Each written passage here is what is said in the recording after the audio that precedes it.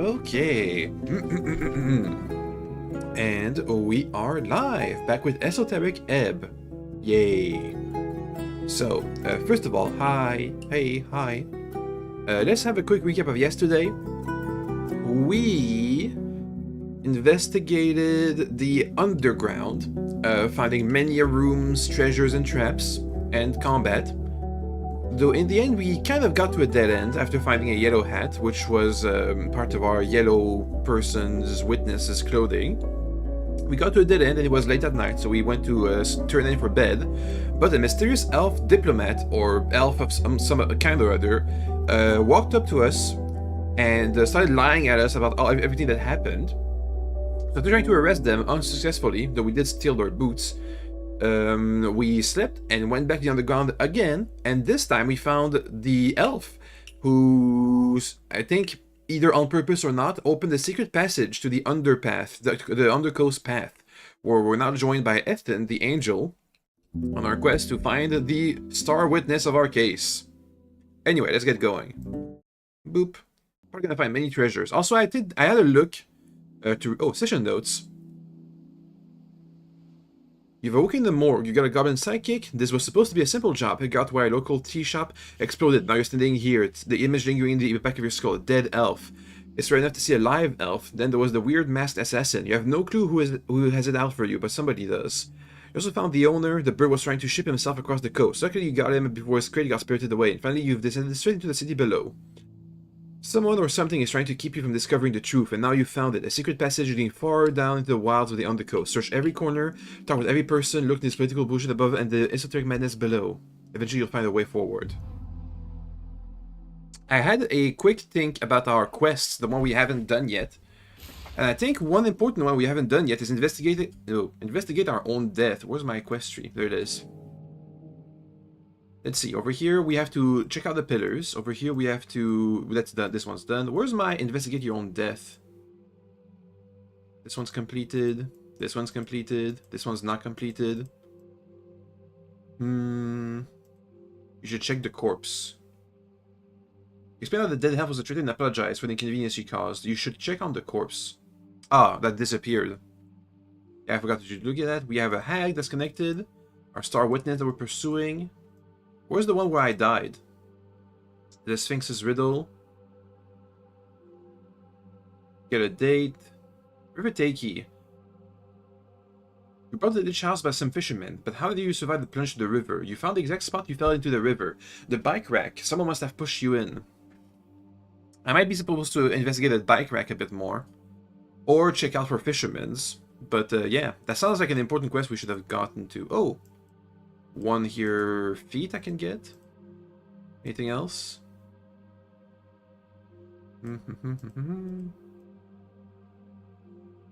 Okay, let's go and get a new feat. Oh yeah, that's right. So yesterday we did a heist, found some papers where the magistrate was selling out the city, and got the resistance in the newspaper to expose it. Humans arrived on yours as slaves, huh? The dragons took us as we were the ideal followers, powerful, loyal, honorable, unlike them. Stolen from our homeland, now we rule. A rotten tale with a glorious end. The dragon required cattle, worshippers, flesh to work the fields and fill their hoards. We're delivered via gates, each of us from a different world, with via different myths. Varying skin color, unique cultures, all of us humans. This united us. This was our strength against those filthy lizards. Today it is imperative that we do not lose that sovereignty, the Macht, which has been constructed entirely over the course of centuries. That which was ruthlessly ruined by the Arcanist. I've noticed this opinion of destruction at 9% of the human population. I'm not sure if it's the Arcanists themselves who are to blame for this destruction.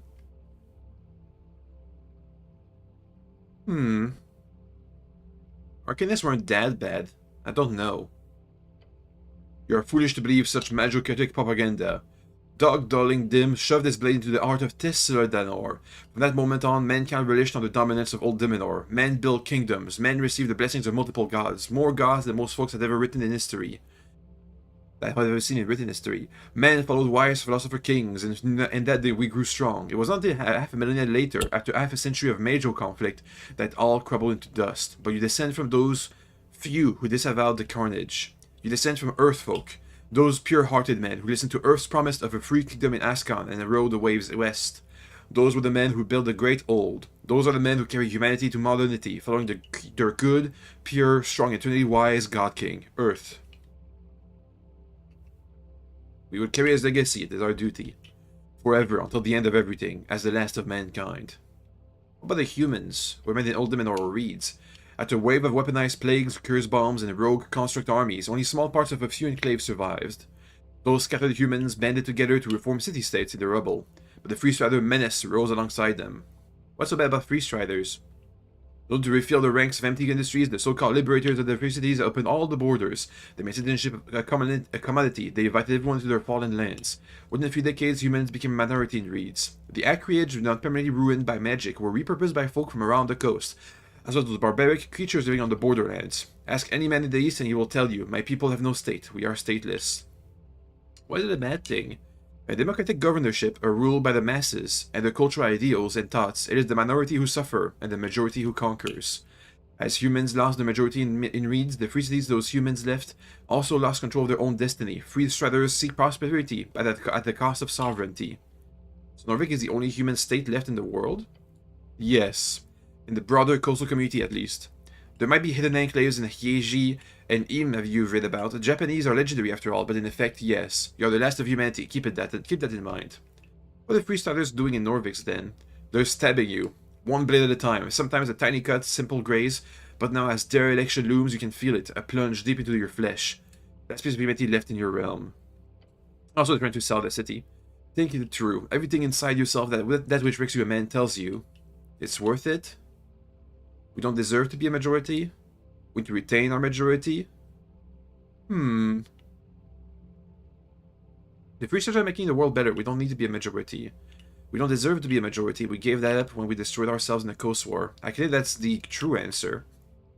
When you wipe 90% of your population out, we need to retain majority. That's the only way to ensure control of our destiny.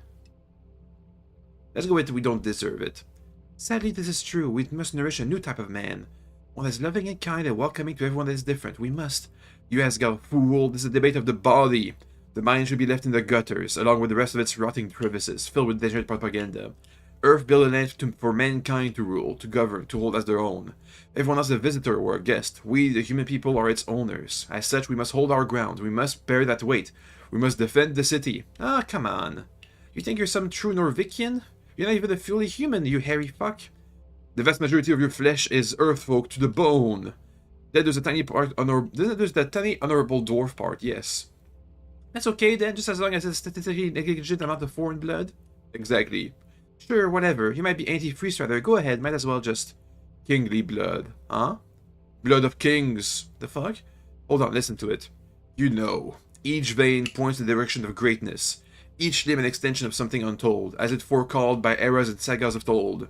Chaos lies in the nature of humans, only kept in check by the state, which tendrils the land, digging, rooting, gripping, holding. Your uneasy stomach rumbles at the thought of the world outside of your control. You must make things right, the only way to know it, to sit atop the monster, ride the beast of yore, become a Leviathan apparatus. Tell me about the defend the city. Protect the innocent, be the hero you're meant to be. Authors positive scores by helmets, meh. True Norvikian. Not sure what exactly this masturbated nationalistic fantasy is all about, but be sure, be a pure-blooded human if you really want to. Roll initiative with strength. That's pretty good. What about Leviathan apparatus? Strangle the chaos, take hold of the beast that is the realm. Enemies always rolls initiative at disadvantage. That's pretty strong. Be a man, stand tall. Leviathan apparatus. Be one with the land, the master of his own domain, in full control. 1000 XP, yay. Anyway, back to actually good stuff. Let's go west. We can walk here, indeed. We can say Divine View. There's 2 HP.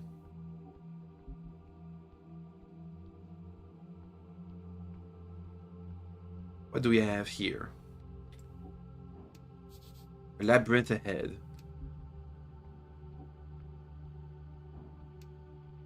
Okay then. You stand before an entrance. Beyond, you see dark tunnels, winding passages, and a forlorn chamber containing them all. Seems like one of those paths could lead down. That is correct. The only way to safely get down is to head through here. I'm gonna make a save. I don't want to end the game just yet.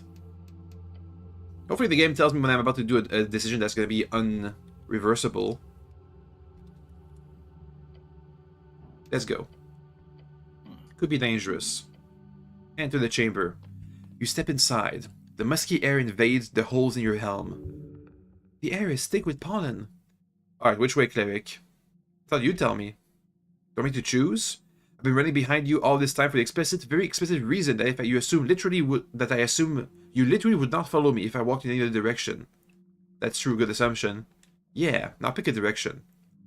Number 2, go to the fallen hallways.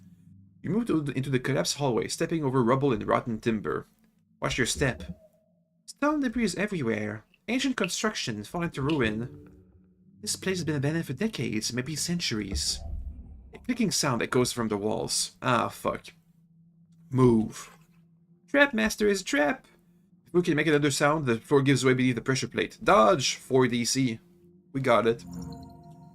What did we have vintage, by the way? Probably because somebody helped. Yeah.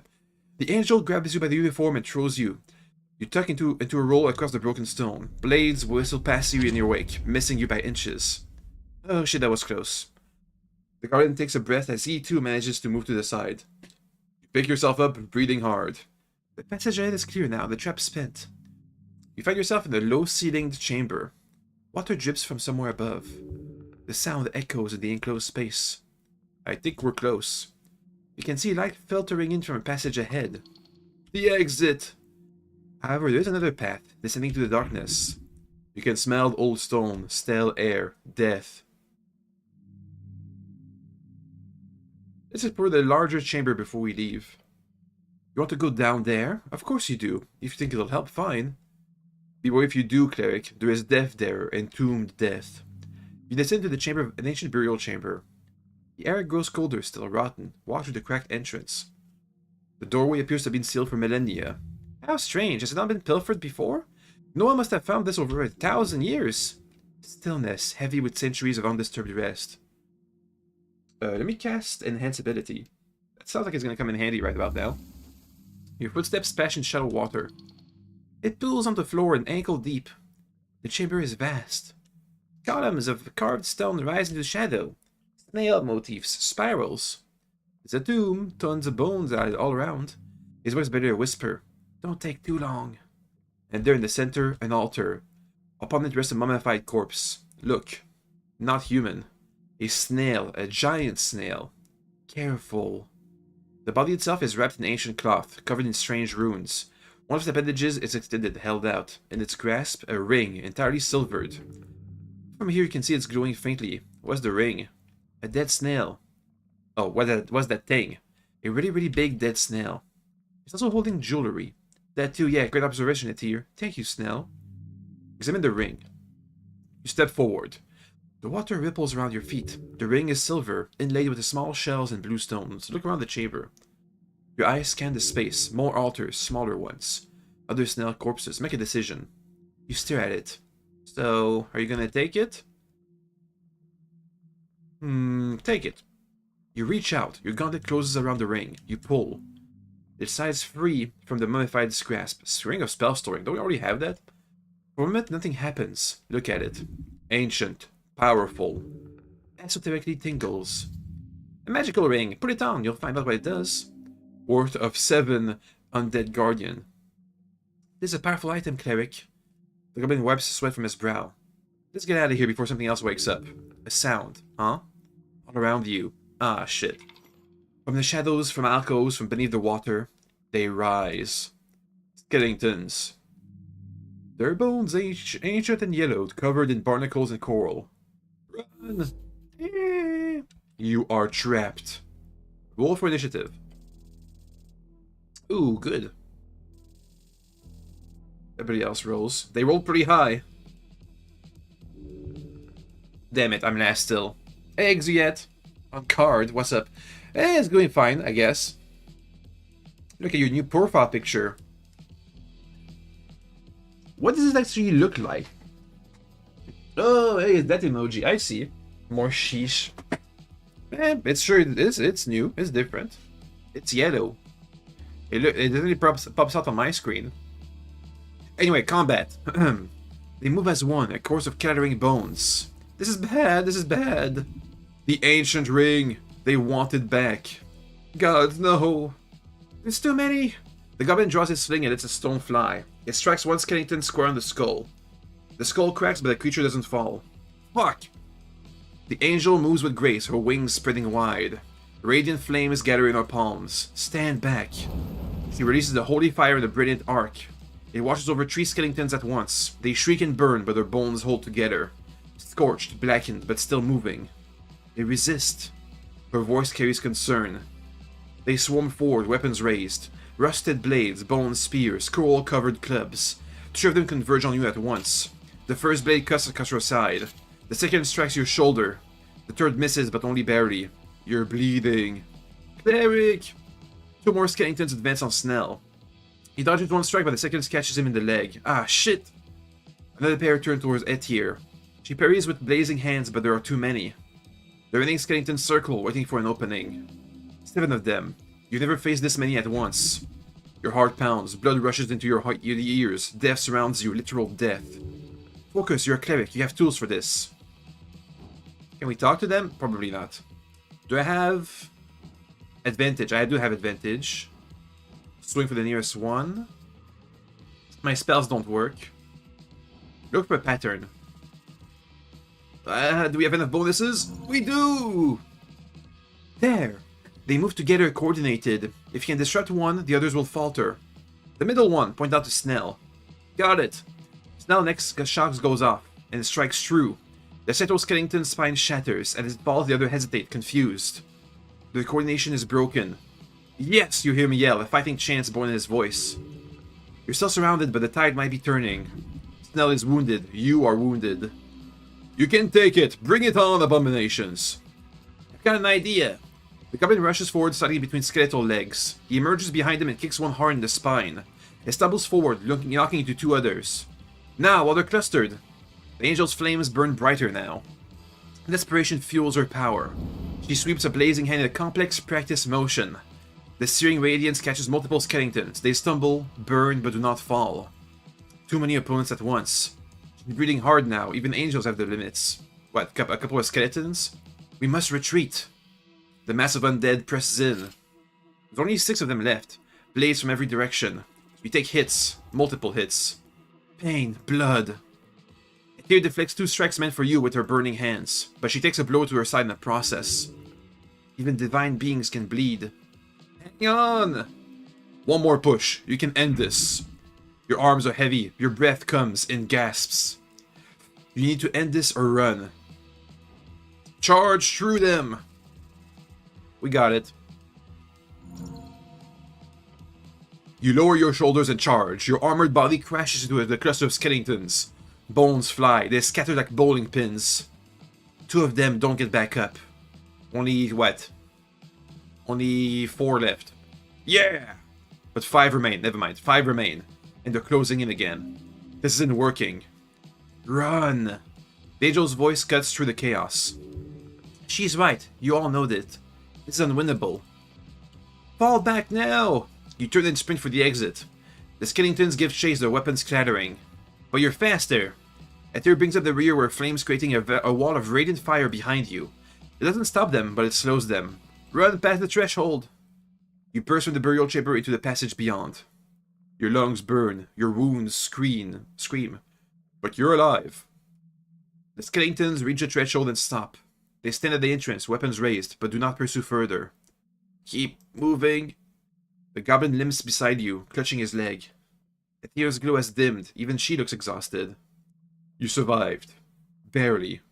Are you okay, Snell? I'll live. Probably. You? I'll be better. And Etheir? You're welcome. It's been long since I've met so many battles at once. It was thrilling. That was intense. Woo! That's one word for it. Suicidal is another. We're fine. Let me cast heal, by the way. Heal. Plus 10 HP. That's good. Your lungs burn. Your body aches. But you're alive. And you make your way towards the exit. Behind you, the burial chamber returns in silence. You are emerging at the bottom of the ruins. The labyrinth delivered you safely down. Well, that was something. Nice to be alive. Good navigating. Yeah. A couple of things. First, heal up. Next, give me some more incense.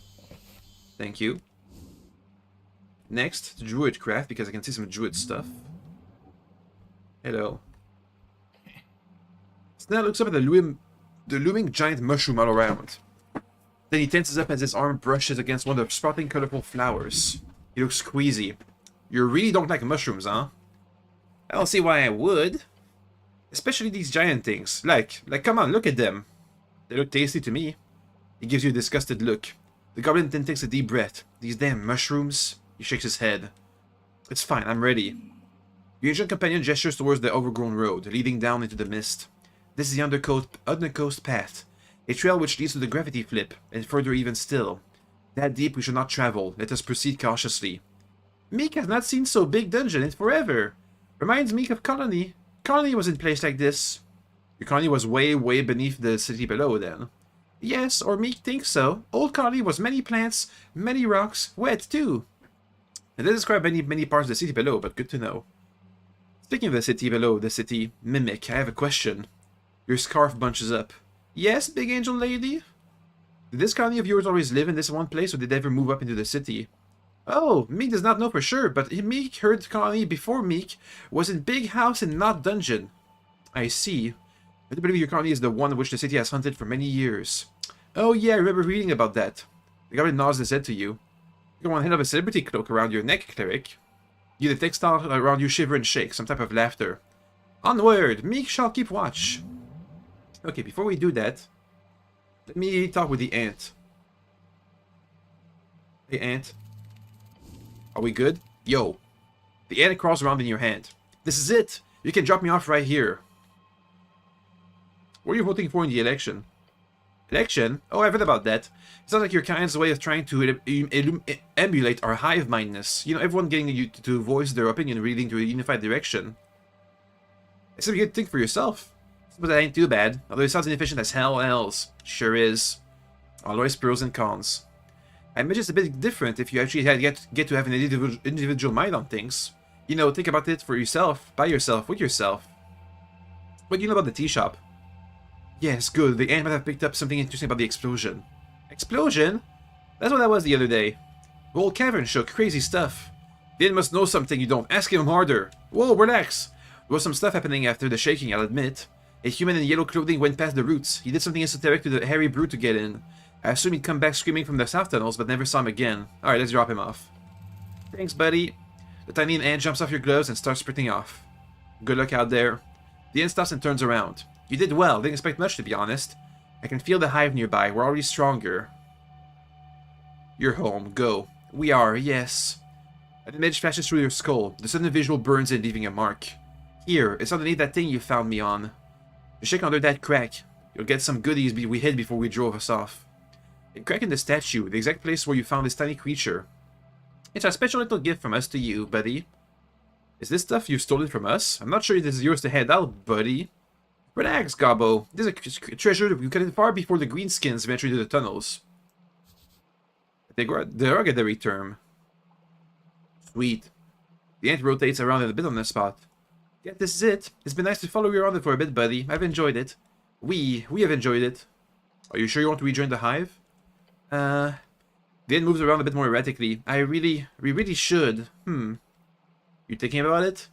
Yes, I do kind of sort of enjoy this whole thinking for yourself thing. It's annoying sometimes, and it's weird to have your mind by yourself all the time. But most importantly, I'm thinking, maybe I could have a choice in who I share my thoughts with, instead of just sharing it by per default, you know? What are you gonna do? Let me join you for a bit longer, just in your pocket, if it's alright. You have a knack for making friends, don't you? Okay. Yay! He jumps back into your pocket.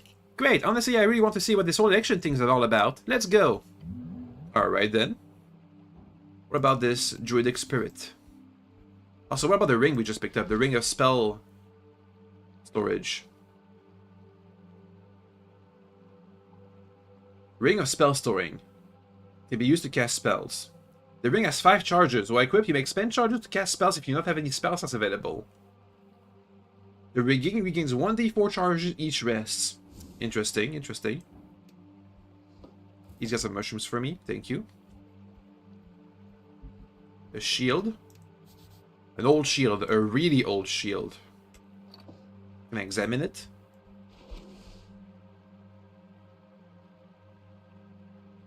Where is it? The shield. Shield led by one of the predecessors of what is today Norvik. A cat-like eye displayed on the front.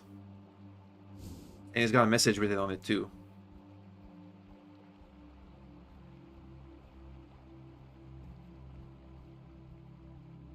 Apples? They have apples this far down? What is this? A bell pouch, wet and covered in fungus. Pick it up. Nice. A mushroom, pick it up. Thank you. Hello, little thingy. He says something. Highwater Bridge Tribe crate. Halfway Bridge Tribe crate. Must have washed down here. Yoink. Lots of healing supplies. What about the other path up here? This way. Alright, it leads nowhere. Oh, we got an esoteric bubble here. Something's frozen here. The blizzard raged around you. This is like some kind of esoteric event. It possibly could be. Why is it slowing, Snell? You tell me, you're the expert. The Goblin Company holds up an arm to Copernicus' vision. Don't stay in this thing too long, Cleric. The cold bites at the cracks in your armor, like little nibbles. Snell is correct. Its temperature is unfortunate for mortal flesh. The angel floats gently amidst the raising snow. Skipper is unaffected by the cold. He rubs his exposed arm. God's damn, this is straight bullshit. Glance at Etir. She sends a telepathic message to you. No, Cleric, I'm not immune to the cold, but my body functions are not affected in the same way as yours. Look around. In this midst frozen moss and broken Fade era ruins a thing. The shape is very humanoid. A small creature. A mushroom thing. A mushroom stand. Poke at it. It does not move, but it's slightly frozen and cold to your touch. What is that, Snell? Some fungoid? A fungal folk, yes. It appears to have been stuck in the esoteric pocket.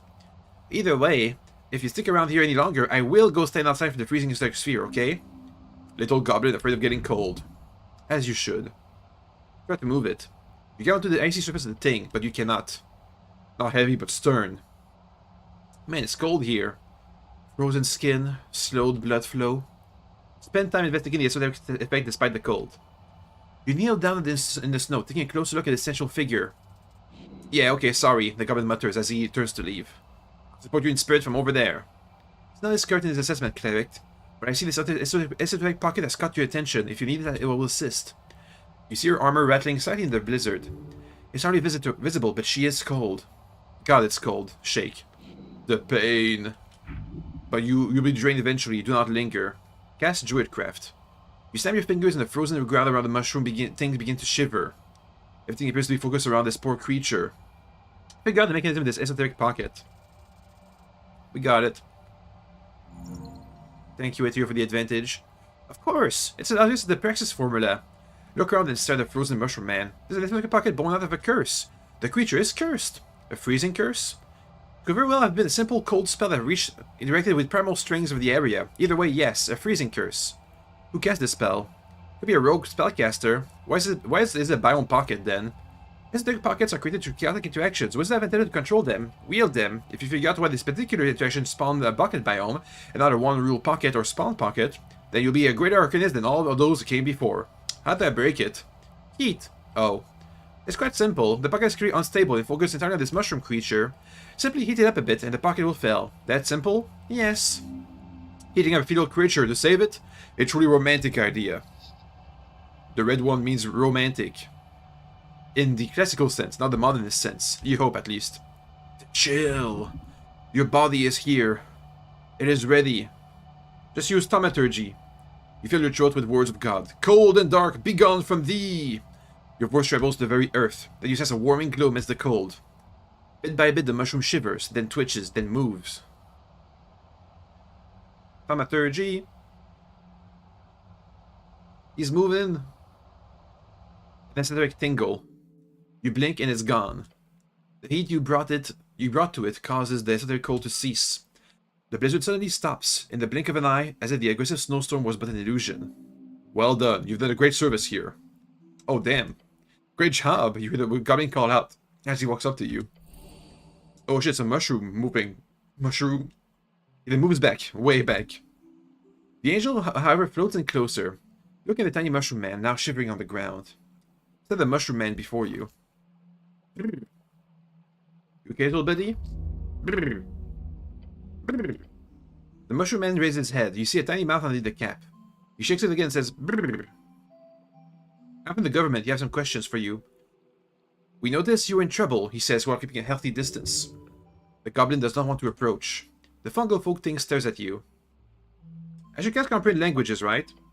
Yes, but just see what the creature does first, in case it runs off. Turn to Etir. Do you speak mushroom? The mushroom's man says brrr as Etir floats ever so gently closer. He is afraid, she explains, and places a hand upon your shoulder. There's a gift to be granted, Cleric. It will help. Brrr. A gift? She moves back and does not say anything. Brrr. You're able to speak normally? Brrr. Oh, you are? Brrr. We? The government points around. Sorry, the Cleric here was the one who helped you out. There, happy? Brrr. Thank you, Snell. No problem, now talk to the guy or something. He keeps a very healthy distance. Look at the Mushroom Man for a while. Mushroom Man looks around the still frozen grass until he finds a snow-covered bulb. He lifts it up, shaking it clean. As it does, he lights it up. Brrr. Gives you a tiny item, the Ion Stone of Insight. It is heavy in your hand, despite its small size. Oh my! An Ion Stone. How did this creature get such an item? It was right in the frozen grass. Oh shit! That's a very powerful magic item. Brrr. Thank you. Brrr. The little mushroom man waddles past you, walking away from the still frosty area. Alright, bye. He seems to walk around the corner into the nearby ruins. Your companion sends you a quick message. He said, see you around. Alright, cool, see you around. What about the Ion Stone? Isn't it the thing that permanently upgrades one of your stats? A legendary magic item probably produced during the Arcane era. Plus 3 wisdom. I can sacrifice 1 strength. Get a huge boost to wisdom. 1 constitution. Our strength has gotten quite low. I think that gives me plus 2, enhanced ability gives me a bit. Meh, we'll be fine. Even though I did like it when we had super high strength. Oh, what is that? An ancient shrine. Good enough. I can pray here. Alright. Oh, there he is. Can we talk? Brrr. Decent check. True neutral. Plant level 4 rager. The vibration he gives off is language. With magic you could communicate better. There's a scout of the deeper crevices of the earth. A creature set to keep an eye on the horrors of the icy rage. Perhaps a future ambassador of his people. Treat him with respect. The mushroom man greets you with a slight tilt of his large cap. Then rattles out a quiet nose from his mouth. While Snell keeps a distance. Brrr.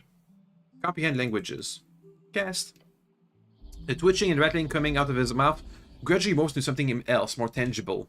A word. The Mushroom Man will share with you something profound, something to unite your 2 cultures into one whole unified peoples. A message of peace. Sup. Hello there. I saw. Spell. You're good at stringular manipulation. The words are slightly garbled through the magic. You must get better at this. I am Coco Loronomonoroso. Can you repeat that? Try to fix the spell. You're not sure if this is a spell or simply the fungal thing. He shakes his head. You may call me Brrr. This is what the meat walker like yourself say. Although it would be a little different from me calling you Choo-Choo, for it is what your speech sounds like to me. But it's convenient. We do not parley with you often, so a name based on the sound will do. I think I have the spell working now. Perhaps. Sorry, I ramble. I want to thank you for saving me from the curse of Gurgadash. I owe you my life. No problem. I'll gladly assist you in any way. Tell me about Gurgadash. Gurgadash, the Asha King. A horrid word, a curse word. He's a bane upon the shadowy depths of the murky fungal valley. This is my home. A beast that with no care for the balance or primal love. He's a bad guy? He's the worst. For decades he has roamed the great tunnels and its splits, taking what he wants, as trolls do. A troll? Yes, yes, yes, across the river. That's bad. He nods his cap several times. The troll spreads his frozen curse wherever he goes. Fortune favors us, for he is without his tribe, but once he was ripped from the surface. Oh, he was ripped from the surface. Is that the Troll King?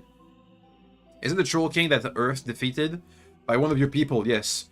Do not worry, we do not hold you responsible for the actions of a monster. If your avatar had not slain his tribe, then the tribe would have eventually spread down here either way. But to face Gorgarash alone is not a quest to take on lightly. A quest? Get very intrigued. I am here to make sure the troll does not descend to the Fungal Valley. But in my attempts to scout, I made a mistake and was ambushed.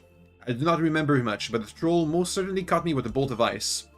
How I triggered such an esoteric effect, I do not know. It was an esoteric curse.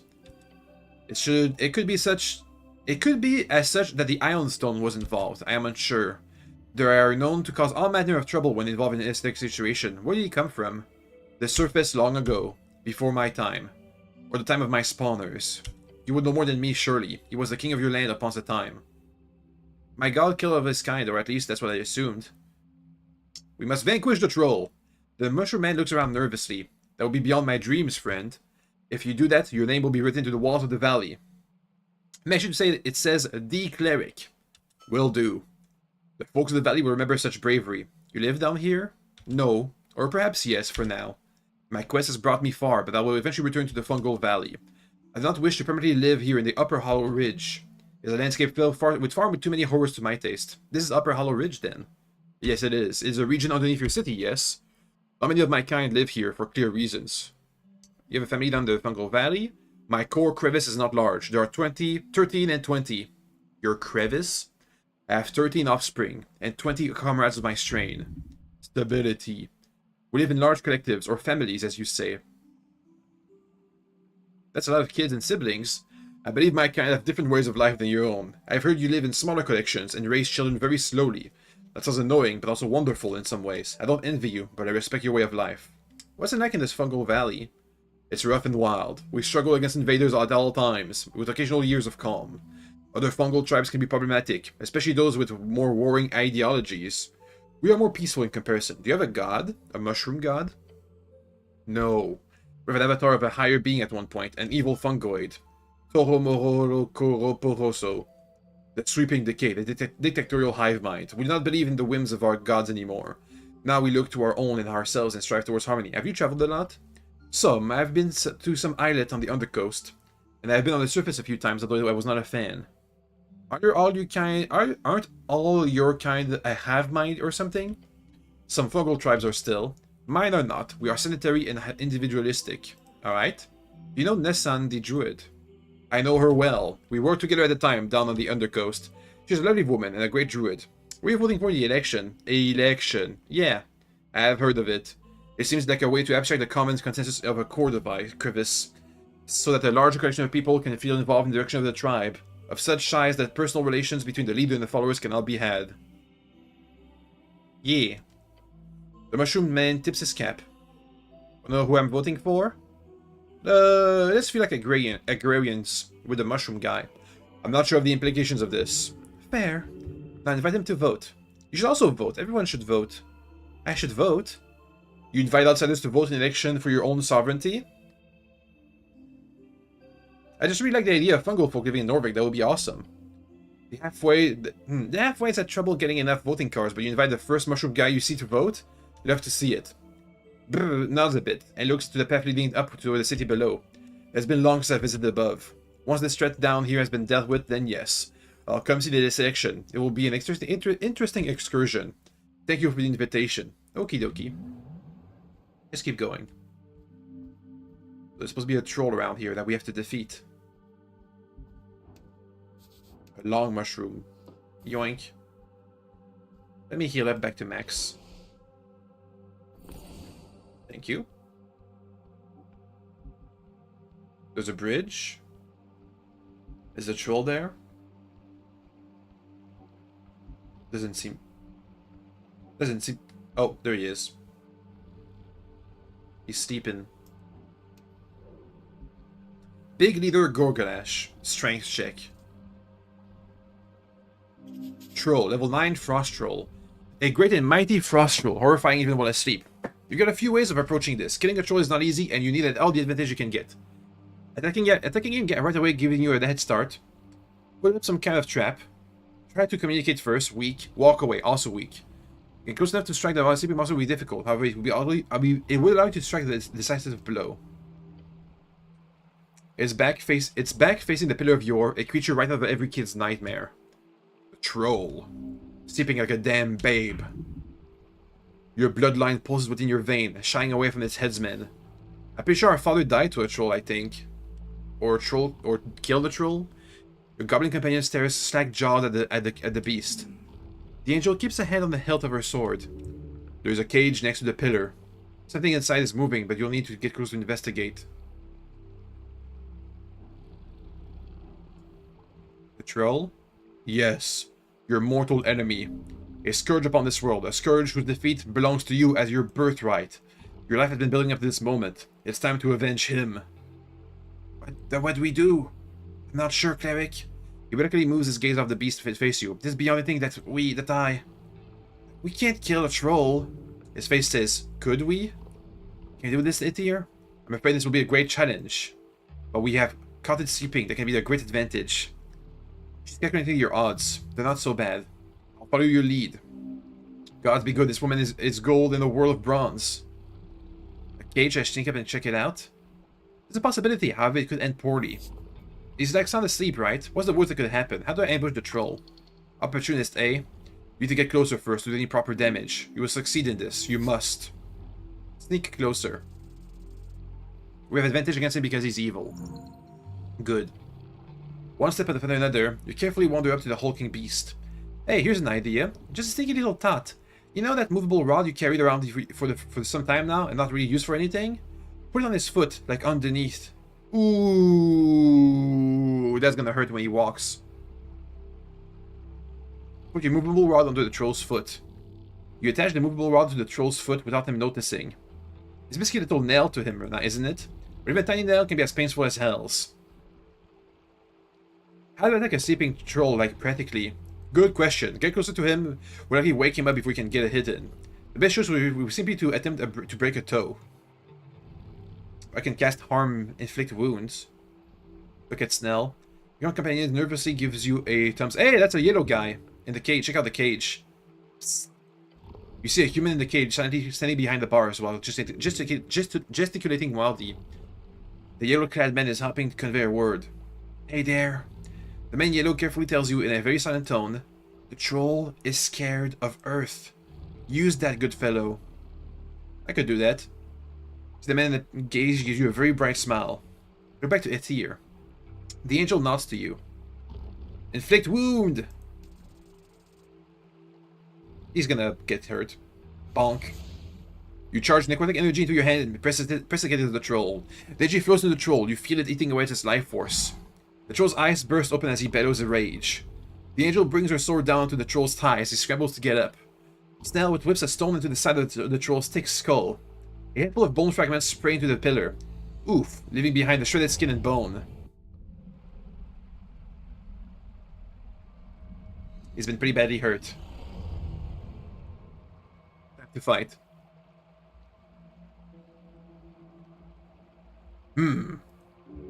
This poor creature. A wall of flesh. A cleric. Oh, I have waited so long. As he stomps his left foot down, the movable rod makes direct contact with the rocky ground. The rod instantly becomes stiff, no longer attached to the bottom of the troll's foot. Instead, it anchors the ground, staying perfectly still, and pierces straight through its flesh. Oh! The troll roars as the movable rod implants itself deeply with the clawed foot, rivulets of blood spilling across the ground. Oh. Yeah, he really wants to kill you. Shit. Destruction. Roll for initiative. Yeah, not great. The others are better than me. Oh well, we can tank it. Your ancient companion takes the initiative. The angel holds her blade above her head and puts her offhand in front of her. Troll! Her voice is carried in a loud telepathic wave, attracting his attention. A dazzling burst of light pops from her fingers as the troll turns his head. He winces and covers his eyes with both hands. You've awoken King Gargalash. Quake, wretch, for your doom is come. He pulls back a giant leg, then kicks it forward with another roar. Ah, it's his turn. Nails piercing. Ouch. Like a wave of spears. You try your best to shake off the impact, but damn. You will finish the job Earth began. Charge! Snell loads a stone to his sling and shoots it, already breathing heavily. He's afraid. It crunches the troll's kneecap, blowing the skin off and causing him to waver. You stand tall in front of the troll. Molehill defying the mountain. Now. Grease! It always helps to grease. You raise your hand and spray a colorful spatter of grease all over the troll. The troll whips his face annoyed. The entire front of his body is dripping. He already looks clumsier. Anything evasive will be a lot easier. This fight is heating up. Focus! The angel brandishes her sword, leaps, and swipes at the troll's neck. But the troll is recovered from Ethere's blinding attack. Immediately fast, the troll twists, grabbing her out of the air and slamming her with full strength to the ground. Ether! Ether is left on her back, crushed against the ancient stone. She is moving but very hurt. You cannot hold back any longer. You must win this. The troll leans forward, hate in his eyes. He swipes at you with the jagged claws at a manic pace belying his size. He tears into your flesh with bloody stripes. He rolled 2 d10s and he rolled 1 on both of those. Ah, blood is drawn. I'll mangle your corpse, filthy cleric. He also has a message to Snell, motioning to her with many The angel sends a message to Snell, motioning at her many eyes. Attack its eyes. Snell tosses his hair out of his eyes and looks to Gargalash's face. With sweat flying off of his brow and his lightning-fast sling, the goblin fires a shot at the troll's face. He hits his left eye with a loud smack. There we go, a direct hit. The troll roars in pain and anger. Non-violence is going to be difficult now. Yes! What's next? You cannot crush his skull, it is too far. Therefore, crush his toes. DC -4, stomp his toes. You can figure this out. You just need that monk to connect with him better. I'm doing violence. With a DC of -4, don't even have to try. DEHTT. Only defeated an invincibility, -2 from info, -6 because I hit him with a spell, -2 because his thigh is injured, because his foot is injured, because he got kneecap, because he's blind, because I got advantage. Crush his toes! A massive target has its pros and cons. It's easier to hit, but it's harder to hurt. You have to be precise and make sure. Shut up! Stomp! Stomp! You stomp! Your boot crushes through the thick troll hide. You feel his bone break beneath your brutal blow. The troll screams in fury. Possible paths are closing off in this fight. Soon it'll be all or nothing. The angel uses her sword to hoist herself up from the spot in the dirt. She moves forward in the disciplined advance, swinging her sword precisely along invisible lines drilled out into her over millennia. Her swipes come to cut at the troll's leg. The kingly beast roars in response, swatting wildly at both you and Ether. The troll reaches towards you with one hand. It feels like a slow attack, but you step into side, but... Master, look up! You think it's too late. The beast moving forward. His foot is coming at you fast as a missile. Uh-oh. It comes down like a hammer on a handle. Your blade attempts to its hardest feat yet, not being flattened. Try to not be flattened. The rough underhide crushes your entire being in an instant. You cannot do anything. It's an impossible weight. And you get crushed against the ancient stone. Bleh. I failed. Again, yes. Another sacrifice for the pavement, or the gravel road, 30 feet down the lane. Blood pooling into the gutters, people forming a crowd all around you. A spectacle of human achievement, a fight against the most fearsome beast of Ascani, ended in an instant. You saw when it happened, when the troll awoke from the mudstone, with its claws clashing against the thatched roof of the neighboring hovel. Father was not the first to grab a pike. He was not the last. He was one of the many brave men. I remember the sound. Which one? The sound of Mom's scream as she found him, the sound of Dad's bones being crushed, the sound of the troll's cursed shriek. I remember all of it. You were there for it all. The sight etched into in the inside of your eyelids. The sight of humanity is being snuffed out by those wretched creatures, each deserving complete annihilation on the gravel road, 30 feet down the lane. Mother did not speak with you about it, not once. I never asked. You never asked. This is what a man does. He grabs a pike and goes to face the roaring troll. He gets his bones embedded into the pavement. Over and over and over again. Until the heavens open up to the earth and the hell spit their guts out the doorways. Until the last man takes his last breath on the last day of existence. Until you die, you will pick up the pike. Joke awake. Mangled, bruised. You watch as this strange woman pushes herself to her limits to lift the troll's foot off your crushed body. Your armored guardian angel pushes the entire leg away. Keep fighting. Dying. A familiar scent wafts for near you. Must. I can heal. Heal. Thank you. A familiar scent wafts near you. Musk. Death life. Life death. Spores. Look to the side. Not far away we see the mushroom man. He's waving his staff, spores shoving him into a thick cloud. You feel as your drumbeat of blood, slow and frail, becomes the sturdy rhythm of a march again. Green suffuses. Oh, I should have waited before I heal myself. Green suffuses you. Your bones are mending. Brrr. God support. Gods bless this little man. Get up. You live? Bones cracked and souls returned. Yes, you live. The troll lets out the cackling laughter. I crush you, yet you stand? Cockroach. You're lucky the angel's strong as shit. Snell yells, looking another bullet. Now keep fighting, we can take him. The goblin sits at a safe distance and launches another stone at the troll. It smacks him in the face this time, just to the side of his other eye. You insolent pests! It's time, commit to something. Grab him. You need to commit, but to an actual plan. Figure it out now. You know the solution already. Bullies are cowards, and control's no exception. His fear of your god is the one defining feature, the thing that chased him in the darkness down here for decades. That's to be Earth then. At this point, you might actually succeed. Grapple his leg. DC -12. Grapple him. Trolls are strong, but so are you. Grabbing his leg is a quest. You plant your feet near the troll's bracken trunk of a leg and grab it. He moves and stresses as you do, but you've got a solid hold. You have control over one of his limbs. This is almost over. This is when it ends. The angel creates a sphere of light that scaled the highest to behold. She hurls it at the troll and it explodes in dazzling splendor, searing its flesh and earning a wall of pain. End this now, Cleric. Listen to this glorious divine woman. Send the troll off this cliff.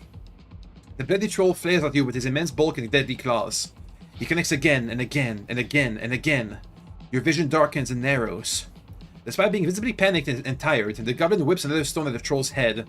It cracks him right above his eyes. Your companion is on fire! Hell yes, Nell! The goblin gives you a curt nod. This is it, this is everything. It's time for divinity, call on Earth. Remember the chants. Channel Earth. Push him off the cliff. Channel Earth? No. Push him off the cliff! DC -27. Everything comes into a focus as you shift your body forward. You use it effortlessly, executing a perfect, powerful shove on the troll's legs. Despite his size, the sudden strong shove makes him windmill his arms to regain balance. Whoa. Whoa. Whoa. He lunges forward. No! No! Not your chance! Don't let him get away! This is the end. Focus and steady mind. It's time to take the evil down. Take him. Break him. Become the troll sayer you were always meant to be. Rush up behind the troll. I am the king of Ascani. I am. Now's your moment. Your god is watching. Every god is watching. Strike down the beast. Finish what Earth started. Defeat Gorgolash. Tackle him. Boop. Down the river. I guess he can't swim. You hear his roar fade into the rushing water below. With that, it's over. You think he's dead? Eh. Big leader Gorlash has fallen down to the gravity flip. That means the troll is dead. Let's hope. Gorlash is heavily damaged and should be stuck in the gravity flip beneath this ridge. It is most likely dead. Take a step back from the edge. A shaky breath leaves your chest. I can't believe it. That wasn't just a regular troll either, was it? No, it was not. A deer cleans her bloody blade with a singe of radiant light. On the ground just off the edge of the chasm, you see the only proof left behind by the beast. A tooth. It's called a tusk, actually. A troll king. A vestige of an earlier, more brutal era. Well done, both of you. I'm just happy I'm alive. Snell puts away his sling. Take any hits, Snell? No, nothing. You're in a tier tank to lose it all by your lonesome. Speaking of which, how are you holding up? I'm okay. A cure wounds or two and I'm back to normal. I know you're hitting magic strong, but still. The government turns to Ithiel, who's floating near the edge. What about you? I am fine.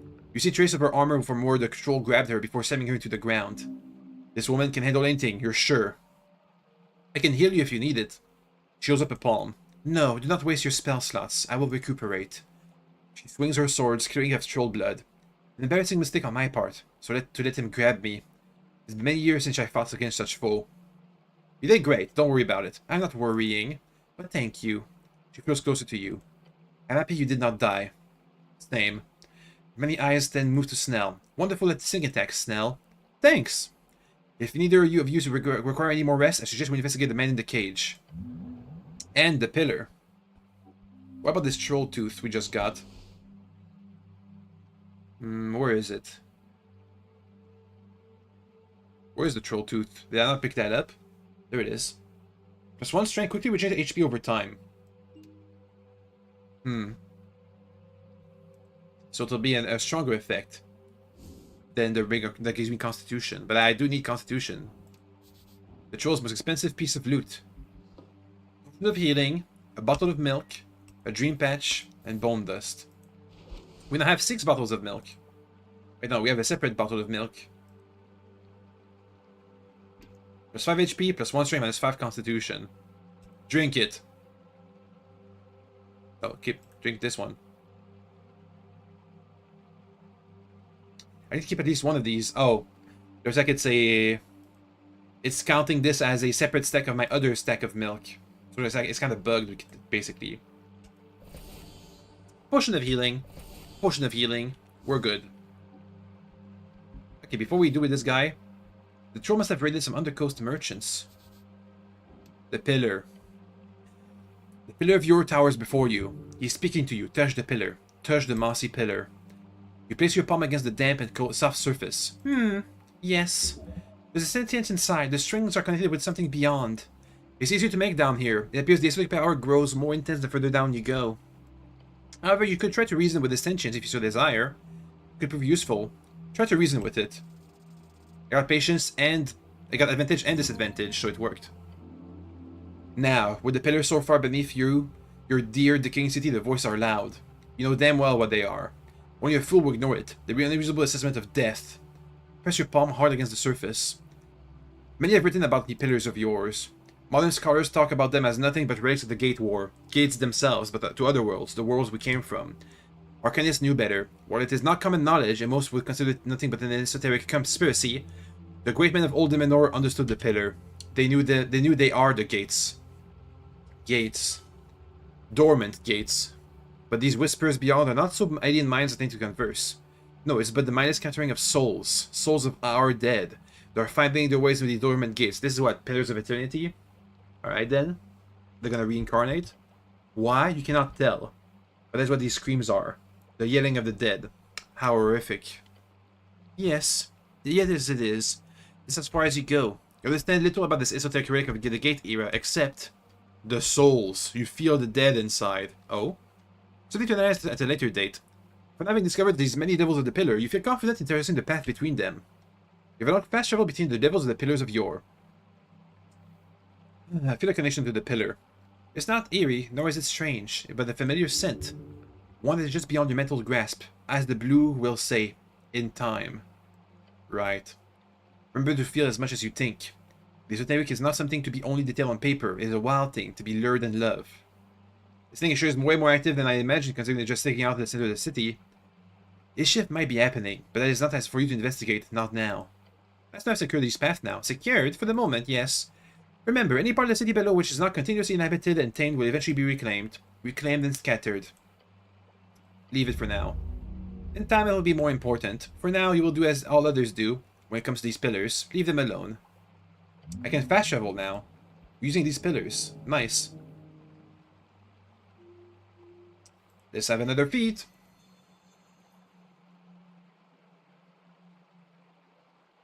Delve deep, sought far. Seen within, watch without. The pillars of yore, an ancient bulwark, its gate rising beyond. I got pretty deep down to figure this thing out. Yet it continues far, far below. Each step of the way making it clear to you. Little they matter, the vestiges of the makers of your world. They are but esoteric rocks which sit until something changes. This isn't making things much clearer, to be honest. That is okay. Remember the words, the ones written upon the soft tissues at the back of your head. Feel the esoteric. Sway it. To tame it, in hubris and pride, will always result in tragedy. Fool's talk. You are a genius at work. This investigation has led you one step closer to the illustrious title you seek. String Master. No, no. This magic must be wielded in attunement with the divine, something else. Listen to the voice of God. It shan't lead you astray. That's not the voice you heard, buddy. They said there was a potential patron, which of course is way more exciting. A patron? Yes, 3 of them. You do not know which word they shall lead, but you should consider them. Communing patron. You got a friend beyond, they'll take care of you in a win-win sort of situation. If you take damage that could cause you to go to 0, the mysterious force protects you. If it happens, you take no damage and lose only 1 level spell slots. I'm fine. This is different from a godly voice thing. It was mostly aesthetic, which is the most important aspect to be fair. I can survive my death says I have high constitution. String master. Focus on your mastery of the esoteric. This knowledge, as scripted as it is, will help you on your way.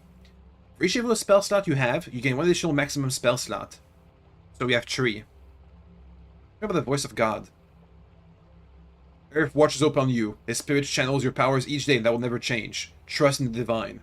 Whenever you roll a d20, another hidden d20 is rolled. If that die is the same as your die, you quickly succeed. If both a natural 20, you regain all your hit points, you regain all your spent spell slots, you lose all levels of exhaustion, and become genuinely happy for 1d4 seconds. Voice of God. Well, you know it. Voice of God. Well done. Earth be blessed. Can I slot that in somehow? I think we need Lady Fair. The Cleric. My healing spells. Let me ditch the Cleric and pick up that. The Pillar. The Voice of God. This here. Forgo feat. Choose feat. There we go. Much more interesting. Advantage on death saving throw is not that great. I can use spells. I can use HP to cast magic. Text, no. Restore hit points. Weapon modifiers. During short rests. None of these are really great. I can go with blood magic. I have survival of the fittest. Where is survival of the fittest, by the way? There. Forgo this. Pick this up. Blood magic. Boop. Which is basically infinite spells. Your stomach churns. Okay, before we explore more, let's talk with the yellow man. Well, no, let's explore more. I want to explore more. Hey, crabs. Hello. Can't talk to him? Aw.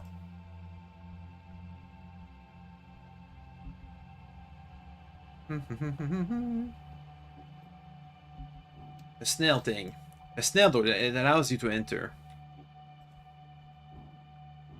Oh, Skellington's back there. Lingonberries. Plus 3 charisma or plus 1 wisdom, I didn't really see. You could climb these vines. Ooh, over here, a helmet. The roots are moving ever so slightly. Ancient Helm. It's a dexterity check. Plus 2 wisdom, minus 1 charisma, minus 1 constitution. Meh. At the foot of the snail ruins, you watch as massive wriggling roots moving around, ever so slowly around a series of corpses. Skeletons, to be precise. This reminds you of a magazine you read as a kid. Lord Ficky and Boney Tim. A children's magazine. Alright. The Anti-Bone Purge Community, a classic. Look at the skeletons in the center. This is a lovely helmet. You see it stranded up on the brown of a skeletal face. It's ancient, must be thousands of years old. Are we not thinking what I think of you're thinking? It's the type of helmet that would be great, bring great mindfulness, as well as the wisdom of previous era. Oh, I'm thinking. I really want that helmet. Yeah, no can do. Those things look dangerous. Maybe later. Hey, can you burn down those down or something, you know? I think nature is a fool's choice. More than usual within these green paths. Smart thinking. The Goblin nudges you. What? Angry with her, stop. Okay. No fancy helmet. Let's speak with the guy in the cage.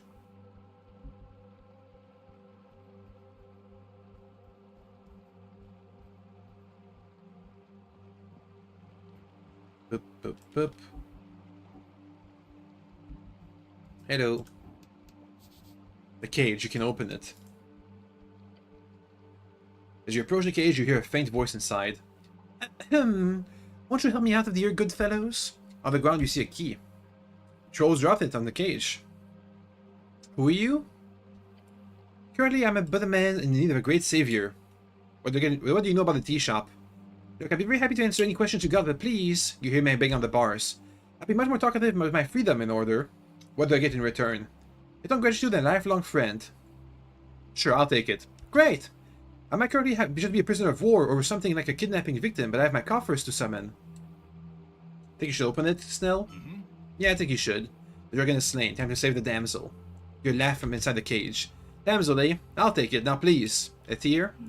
No opinion. You got yourself a whole castle out there. Gotta get everyone's approval, I see. That's okay. I'm not exactly dying in here. But I would appreciate if you got the cage open. Meek, what do you think? I like the cage. I don't say I agree personally, but I respect your opinion. Is that a mimic around your neck? Thought I'd see everything. Open the cage with the key. As soon as it opens, you watch a well-dressed and surprisingly not so scuffed man step out. Ah, yes, this is the feeling. Weedom. The sweetest nectar of any band. It's maybe Frank son of Frank. Are you Frank son of Frank? Oh ho! Prince Meriadoc Moonwatch, you must have picked up my alias at some point. The fancy freestyler splashes you a series of pearly white teeth. Allow me to properly introduce myself. He bows deeply. Hola, Hesan, salve, amice. Checks. Hello, oh, and greetings. He bows forward in a deep performative motion. My name is Meriadoc Moonwatch, great merchant, prince of reeds. Pleasure to make your acquaintance, and quite honestly, a much bigger pleasure to be rescued by you. Here's the goblin immediately holds out the hand, presenting his palm. You must be the local tribe member. Great to meet you. Looks at the hand for a bit too long. Technically, yes, I'm Snell. Of course, Meriadoc says, returning a limp shake. Showing one's palm is quite the ironic visual for a well-focused ideology. Because of my dexterity icon? Ah, you must be the city angel I've heard so much about. He bows his head before your celestial companion. Zen Dobzi.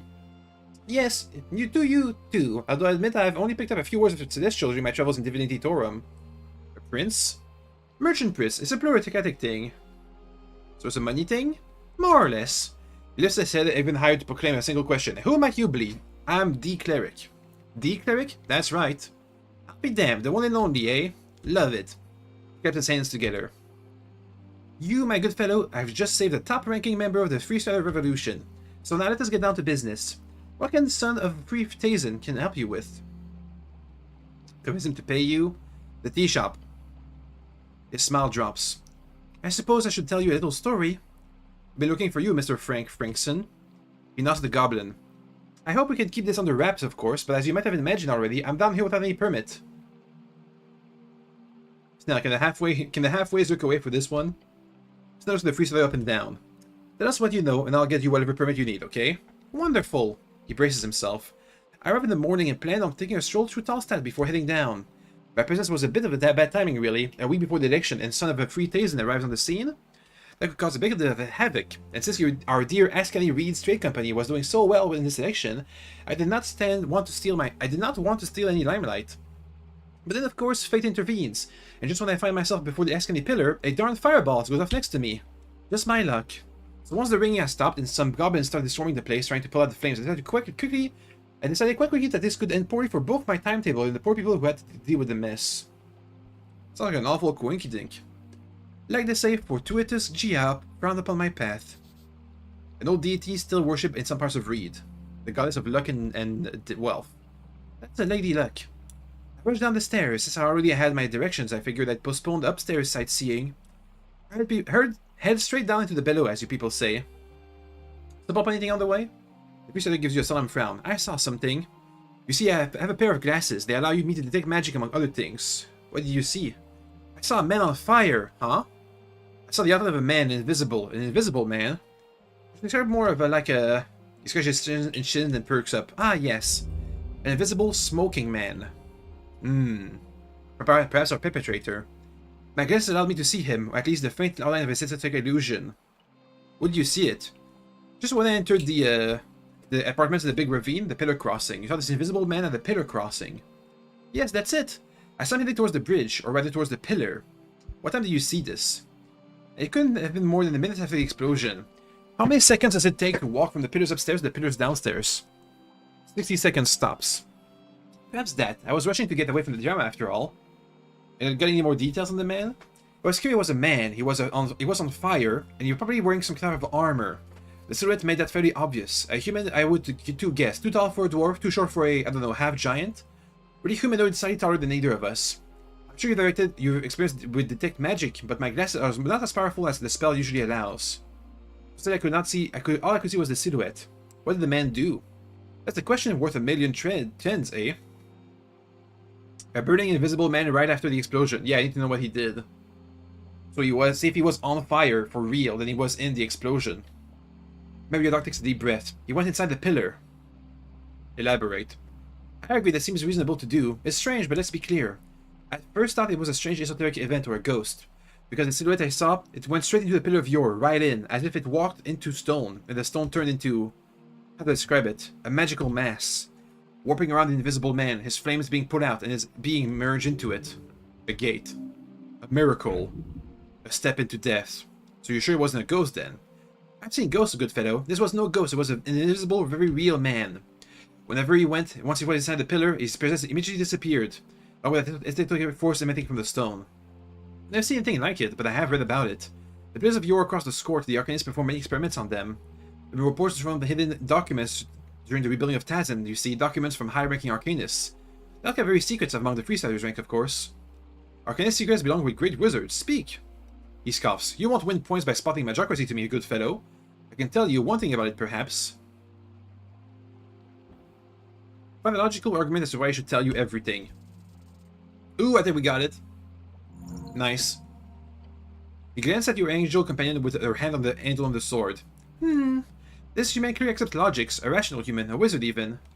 Mr. Meriadoc Moonwatch, any information you can give me will help in this case. Now push the more rational thing he obviously desires, as any of these foolish other desires. If you know something about the pillar, then tell me will not only help my case, will also help, most importantly, keep the first ever election of Norvik safe. He claps his hands together. You said the magic word, didn't you? I do worry that this whole event will curse the Freestyler cause. If you can keep things up, the Freestyler gives you a reluctant nod. Fine. As I said, this is top secret, so you did not hear this from me. He crosses his arms and looks into the mist. The Freestyler ideal is meritocracy without magic. However, obviously we inherited the massive esoterical caches left behind by the Arcanists. While magic itself grew weaker over the years due to Arcanist greed, many of their findings are still quite useful to this day. Especially the scientific data. So what's secret about this? They appear to have been in contact with Yore. Oh. Think about what a reasonable reaction to this would be. Shock and horror, the wizard should be dead and gone. Intrigue and wonder. Just didn't explain. It's not exactly a conversation or anything. They receive esoteric messages not unlike the ones recorded during the Gate era by, well, civilizations like the Snail folk who built all these ruins around us. It was an omen that we might call it. What did he tell them? The Freestyler taps his hand on the pillar. Some strange codes, taught them some new spells. The last message we found written down by one of the Arcanists of the Hacking Shacks, it was in order to stop. Stop what? To stop opening the gates. He raised his chin. You see, then he placed a pin up on the pillar beside him. They found cracks in the gates. The gates of yore, leading to the outside. The place we all came from. They got out? Teams of Arcanists back when they still wielded 9th, 10th, 11th level spells. They went through the pillars just for short stints. Many did not return, but those who did describe void souls, alien worlds, beyond far realms, aberrations, and past within strings, whatever that means. Their work was cut short to the Coast War, but they got in, my good fellow. And Yor wasn't too happy about it. Not appears so, no. I believe that invisible man who most likely fled from the explosion, he too entered one of those cracks in the ancient gate, as unlikely as wondrous as that seems. There's a rogue spellcaster capable of hiding inside the gate, then someone will have to apprehend him. How will we even deal with that? Like, do we follow him through the crack? Yes, Nell, we must follow him through the cracks. Maybe Avaka chuckles. A nervous chuckle. Good luck with that, I say. Well, unless you happen to know some ancient beings or, gods forbid, you're still alive, Arcanist, then I'm afraid you're out of luck. We found no realistic way to replicate the attempts to re-enter the pillar. It's not like higher tier spells leveled are actually exactly common, huh? Can a Sphinx count as an ancient being? You speak of the Gyno Sphinx upstairs? She's quite a celebrity. If you can get her on your side, then why not? I do know some Freestyler researchers that attempted to get on the good side of a Sphinx. It's in one of the layers near Creve Iv, but that didn't exactly end well. What about a Lich? He squints at you. What about it? Just hypothetically. Yeah, sure. Look, Liches come in all sides. We had entire cities run by Liches back in Old Dimenor. So did Arcanists who went inside the cracks and survived were Liches. So yeah, if you happen to know a Lich, sure. The Lich might help you, if they don't just consume your soul first. You are aware that they are quite literally life-sucking horrors, right? I'll be careful. What about an insane demi-lich? I suggest staying away from one of those. Really, even if you had one as your best friend, probably would not have the power to perform such magic. I'll find a way in. He bows his head. I'm happy to be of service. Looking very worried for your safety. Your goblin companion, who stands quite next to you as you discuss these methods of interplanetary travel, raises a hand. Just to be clear, we're talking about teleportation, like magical teleportation. What do you think? What do I think? Snell side-eyes the grinning Streetstrider before leaning with a scowl. I'm only speaking on behalf of Lady Seiji when I say this. He takes you aside a few steps away from Meriadoc. The halfways want this handled, no matter the obstacle. No matter what? No matter what. This could be very dangerous. I get it. His eyes speak of bravery in the face of an overwhelming new experience. The beyond. I'm not taking this lightly, I promise. Why did this Seiji really want this badly? When he thinks about it, then his eyes land up on the pillar. Then he tells you, if you don't get this something tangible, like for example this rogue spellcaster, then the halfways will be in a really shitty situation. Because of the tea shop? Partially. Economically speaking, the city is fucking us all the time. Sorry to break it, but your bosses don't really make it easy for us. I'm listening. As he managed to get their way on this whole fireplace failure narrative, along with all these damn zoning disputes, legally we're looking to get completely screwed. Lots of tenants that we have to house, without any permits for the apartments they occupy. Hundreds of buildings across Tolstad's commerce, living space events, and government locals. Whoa. If we don't get something tangible, at the very least some type of leverage on your dear Magistrate Darrow, then... I have to do anything I can to stop that from happening. The old lady puts her trust in me to handle it. Visiting me traveling to the beyond? Even then. Okay, let's go back. We're gonna go in. How lovely. I hope you survive. If you do, I'll be sure to write a piece about it. Do you want some milk? The Reedsian trade prince looks around. Where did you secure this milk? It's local.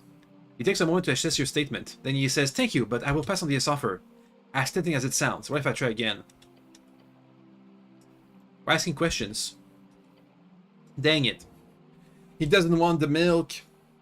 Is this the guy who dropped the yellow hat? Most likely yet. Yes, hand over the yellow hat. Won't you look at that? I found it sitting below, just upstairs. I must have lost it at some point. I didn't get in quite the hurry. He reaches up into one of his collected packs and pulls out a book. It's the least of it I could do in return. A signed, limited copy of Beyond Reads. He ends it. Thanks. I tried to infuse my writing with Streetstrider ideals, and it's proven quite popular among the coast. Hopefully that's a sign of the times of Gia's good fortune to come. He puts his hat back on. He said it does not suit him. You will continue imagining it without the hat. God, I love this hat. He's been on a lot of adventures, you know. What can I help you with? Pay me monies. Come on! No, natural one! No monies. Oh no. What? Usually missed the opportunity to ask him. What? When? When you saved him before, that would have been so smooth. Now it's too late. No. Tell me more about you. Whoa. Be careful getting paid. A dangerous thing to ask a merchant prince. Why? Look around. No, I'm a just good fellow. I'm just someone who could very easily talk your ears off. He lets out a hearty laugh and strikes a pose. I've been known to bore officials in every city with my political rants and intrigue common folks around the coast with my tales. So go ahead, what do you wish to know about Meriadoc Moonwatch? Don't speak to yourself in third person, it's pretentious. I don't do it that much, do I? You could have left an impression on the Freestrider. His macro expressions show insecurity now. It's fine. Right. So you're an author. I am. Over the course of a very long and illustrious career, that only getting started by the way, I've written over 30 books to date. 5 historical biographies about the Coast War revolutionaries, those important figures who paved the way for freestylerism, over a dozen highly regarded novellas, following the adventures of the fictional mage hunter Peltric Smed, and of course the rest are my famous travel journals, the main series of which focus on a band each. So, and I've only got 3 more to go. Which bands have you yet to explore? Divinity Torah, since I'm still waiting an official invitation from our freestyler contacts in the Golden Horde. It would be much easier to explore the mountain and its subs if I had a celestial bodyguard, would you not? Then ask Canny, I'm here to research the book right now. And finally, Im. As I'm sure you know, it's not exactly a band friendly to outsiders. Even if you ignore the giant magical walls stretching across the eastern and western land paths, the tree creatures tossing boulders at any ships nearing the most shores, or the giant ethereal spiders, or the blood curses, or the infinite swamps, or the wild primal spirits, even if you ignore all that, Im's biggest issue is for an explorer is simply the fact that it does not have a single contact inside its borders. They do exist. We know of many folk who originate from its shores and forests, and strange broken cliffs. However, since the Fade Era, there doesn't seem to exist any large-scale civilization. One day I will brave its trails, but it will be the last band I tackle. might be my doom, but if there are people inside those walls who live, could be improved through my free striderism, they might do so. You're quite a writer. Sure am. There's something to do during those long winters in my mansions in Tazins, or the long ship rides across the coast. How'd you become a trade prince? Long story. It's actually a very long story. Okay, abridged version. In short, I was born a noble, a lower-ranking magiocratic family, if you would believe it. My father rebelled and empowered the revolution. Me and my sisters took after him. After showing my worth as a spreader of my ideals, I was granted a position within the Moonwatch High Corporation. What is a trade prince? I oversee certain branches of the Moonwatch High Corporation for one. There are some responsibility to the revolution, of course, but that's really more of a side hustle, the right thing is being one of them. Lots of politicking and lots of traveling, a very fun position. Doesn't sound very fun. It's not for everyone, so you just travel around a bunch? Most of every day, every year, yes. I haven't gotten tied down yet, so this exactly lifestyle is what I've chosen. We'll see if that changes in the future, perhaps I'll get married, who knows? What about you, good fellow? You tied the knot yet? Your heart, it's pumping. Alert, alert. Sorry, I must have mumbled. I said, do you have yourself a woman, or perhaps a man? I'll be honest, I've yet to research how the Earthfolk manage their intimates. Buggering isn't outlawed here, is it? Gods, I hope not. There's many eyes laid up on you than the Goblin. Snell, you're okay, is it? This is normal, don't worry. He mutters back there. Sorry, it must seem like a strange question, but you'd be surprised. There are tons of cities across the coast that try to regulate and codify what people do with their bums. It is really quite ridiculous. Have the conversation. Yes. We got it. You raise your head. The nervousness is gone. Ask about what? Oh, sorry, I must have been unclear. Something to ask about buggering. The butt. Is it legal here in Norvik? I believe so. Norvik has no laws detaining sexual activity between the consenting adults. Legal courtship and marriage is also open between all folk types and adult people over the age of 21 in human-scaled years. It's legal then, good to know. What was your query then? You got yourself a special someone at home, my good fellow? The deep question that haunts you at night. Your sphere of annihilation. No. Oh, said nervously. I wish you were in the future then. If that's the thing you even want to begin with, of course. Many go through life alone, and many do it without a standard experience of love, and that is valuable as well. Keep staring. Do you know of an elf? Not really, no. I have a few elven friends and Swedes, but I'm quite new here in Norvik. How come? I'm not gonna tell him about the elf that died. Why are you holding the election? Funny that you mentioned that.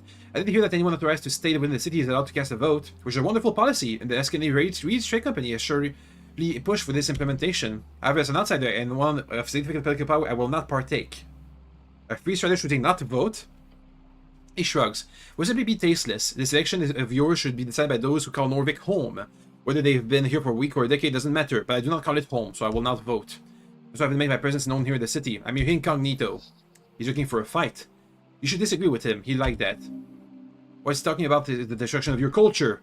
You must not allow him to believe that to be anything other than a terrible policy. Allowing anyone to vote like that is an absolute awful policy. It can and will be abused. I disagree.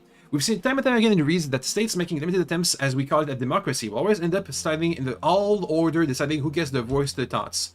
Thus, the one deciding to get a citizenship gets to decide the outcome of any election. Terrible. Stop arguing with him. You won't sway him, and you won't earn his respect anyway. But if citizenship is tied beyond cultures or local folk, then can outsiders influence elections to increasing degrees? There's absolutely an argument here. We freestylers focus on democracy as a way for folks to free themselves. That influence, as you say, is nothing but an invitation to a broader community of free trade peace. Let's see. Citizenship should be a precious thing. Without tying national to cultural unity, the state will be unable to function properly. And that's how the freestylers revolution works. You move in, pushing the old order out. You believe multicultural cities will simply lead to the power being taken from the people. Makes sense. I still don't agree. Let's keep trying to disagree with him. What you speak of here is, in my view, simply the destruction of authoritarianisms. Monocultural cities have shown to grant more power to the state, but just look at how that power has been wielded. The Coast War is what happens when the state with folks are pitted against each other in such a way. No. Of course it's more complicated, but you've been mistaken thinking magocracy is the only offender. Fascist states are born from many angles, he shakes his head. The state does not need to have its tendrils wrapped over every port and guild. In fact, economic prosperity happens when the state actually lets go. The people will have better lives and more free lives only if the economic prosperity comes first. The invisible, not magical hand of the market. I believe multicultural free cities will simply lead to power being taken from the people. Oh, why? Because the people means humans in this case. If they become entering the city, they will not have any democratic power. A local people will lose the right to self-determination simply due to demographics. With the guilds, with a divided workforce, initiation is nearly impossible. Just 10 years ago, it was bad enough between dwarves and humans, but these days the Asgardians are unable to establish simply because they cannot reach out to the diverse workforce. Can't retell the statement. Let's go with number 2. He's not thinking about your words. He's tasting them. I suppose I'm looking at this from a very different point of view. Reads is, I'm sure you know, a big melting pot. Multiculturalism is just the default way of life. Since the Coast Wars, the surviving folk around Old Dimenor scrambled into the livable regions. Personally, I don't view bloodlines as even relevant. Whether human or orc or halfling or dwarf, we all have the same capacity for reason and logic. Thus, the nation-state is not based upon ethnic or racial lines, but rather a collection of ideas. In my case, the idea and ideals behind freesiderism, free trade and prosperity. Let's see. Ethnics are irrelevant. Dwarves and Norvik are culturally blended with humans, as are many halflings, but if you open up people with other cultures, other ideas, as you say, they will lower the self-determinisms of the people who share the Norvikian ideas. Blood is relevant. Just because the old humans of Old Dimenor blew themselves up doesn't mean the humans who left should suffer the same fate. We have the right to govern ourselves. That seems like a strong argument, because it directly ties to his old history. There's a balance to be struck with enough self-determinism, but also a controlled amount of immigration in order to allow for exchange of free ideas. I think this one is stronger for him because it ties to his own land. That's a talking point I've heard many times, but I can promise you, and we have no interest in taking over. We simply want to trade and keep the peace. But that's just not true.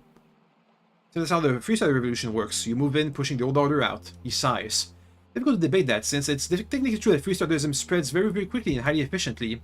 Let me put it in like this. The reason why the Freestyler wins is not because we push the old orders out, it's because the liberal ideals are just better. Or more popular. And that's because not for some populist rhetoric, it's because we generally make their lives better. It's simply difficult for feudal, magocratic, fascist, and illuministic governments to compete. I still don't agree. That's fair. If we all share the mind, the world would be one hell of a depressing space. Freestylers do not only advocate for diversity of folk, hey, that lowered the DC. Do it again. Hey, good roll. Money me, please. Yes, you know how. Have you to give me money? Yes. Just be quick and decisive, and maybe weigh on the fact that you just saved his life. Did you say something? Mr. Meriadoc, trade, Prince. Yes, I just saved your life. I understand. That's you a heavy 500 crowns, a heavy pouch. Enjoy, sir. Look inside. How many hundreds of crowns in this pouch? Gawk at it. Those were my travel reserves. I always keep an extra pouch on my local coinage. I have to say, crowns are quite marvelous designed. It's already my 7th favorite type of coin behind pennings, snibs, sigs. I don't think embers and brimarks and souls are somewhat equal in usage. So it's not your favorite? Oh no, the embers are far too close to my heart. There's something special about all gold coinage. Maybe I got some dragon blood in me. He smirks. He smiles broadly, effectively. He does not care about these coins. Why are you here? I think we already answered that. On a covert expedition, you see. Covert? Yes. On a journey to document the experience of the esoteric wonders beneath the city of Norvik, meaning the maze of the Water Temple, the depths of the Fungal Valley, and of course the Great Undercoast itself. You have stuff like that in reads? Of course we do, but I already documented most of it. I'm currently writing in my next book, a freestyler's guide to Ascan. We're writing a travel book about a place you never visited. It's not a bit silly. It's quite a thing, this job of mine. It is. What? Just don't give one word response like that. It breaks the flow of conversation. Jeez. I'm just nervous. You're a celebrity, you know. I use my trusty collection of spells to make my way down here. Some invisibility, some detect magic, some charm person. For the direction I brought from an old retired cleric, a recommended source, I found a hidden path down the Tolstad tunnels. Easy trip, you're surprised. Did you cast charm person on Moongore? The bugbear? Oh yes, lovely lady. Yes, I had to, unfortunately. Don't think she would let me pass otherwise. Punch him. Making quite a sucker of a punch, you swing your fist directly to the face of the Freestrider. It's a confused groan. What the name of every bloody fucking ballsack? Moongore says hi. He groans. Yeah, well, don't say hi back to her. He just his nose to make sure he's not broken. Shit, gods be damned. Mutters to himself and looks at you. Then he clears his throat and strengthens his back. I forgive you, if you don't do it again. Of course.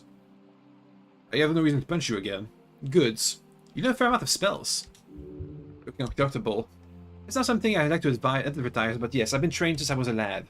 As you might imagine, the horrors of magocracy make magic less desirable in the free cities. Remember this old retired cleric?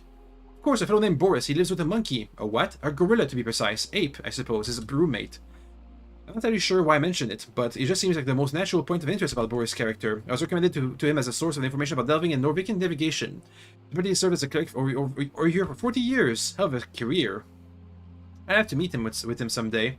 For sure, he lives near the, what do you call it, the big facility built by the ancient ruins to the south of here, the Palace District. That's the one. I'm sure he'd love to talk to you as well. Boris, a lovely fellow. You've read his name at some point. Boris Kirkson. Never met the fellow, but among the ranks he's not exactly highly esteemed. And then the troll. I really would have been more careful, but once I reached this far down I figured there wouldn't be any trouble. I just rested a bit of one of those mushrooms, mostly to regain my spell slots. And while there's not much to say, I was thrown into this cage, interrogated by the brutish troll. I spent my remaining spell slots on him, but nothing seems to work. He did seem quite esoterically resistant. Indeed, not entirely of course, but every charm person I catch was bounced off. At first I thought it was due to his nature. Obviously charm person only works on direct humanoids. However, trolls are distinctly a giant variety. They even spoke a broken offshoot of the giant tongue. So I'm quite confused over it. Consider esoteric freezing around the beast. I'm sure there was some strange pocket or bomb effect that carried with him. He never used his freezing spells.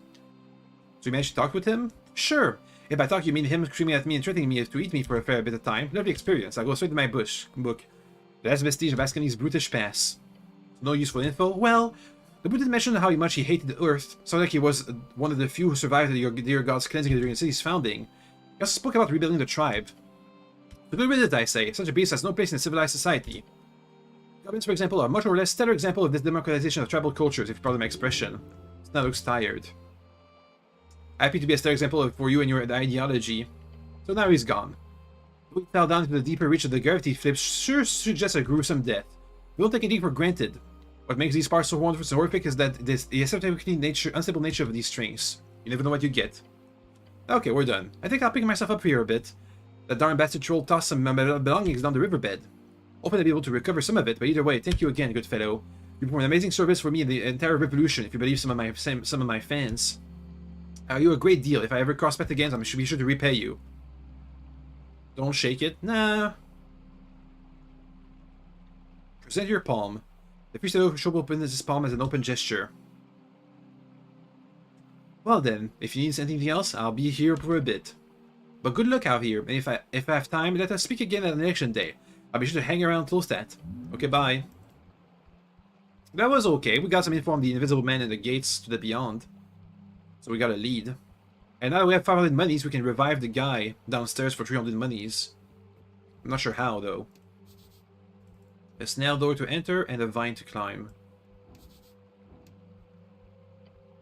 You step at the walls of the ruins. Thick, rubbery vines drape over the ancient spiraling concrete. So now you climb. The vines are thick with fungal humidity. Mucus. It's gonna be slippery. It's gonna be rough. Is anything useful up here? Of course there is. There always is, right? There's a distinct feeling. Somewhere up there someone is calling out. Someone lost long ago. Cast Druidcraft. You weave the primal strings to bring the vines more closely together. This should make it easier. DC 5. We got it. With advantage too. I'm not sure why we had advantage. I should really look at those rolls. You grip the rubbery plant matter and heave. Slime coats your hands, but your grip is iron. You ignore the burns on your shoulder. You ignore the spores in your face. You just pull up. Dominating gravity. You are at the top of the ruin. Oh, somebody. Dead. A headless, decaying body. This one belongs to some type of druid, it seems. Speak with plants. That might come in handy. You approach the vine wall again. It has not moved. Climb again.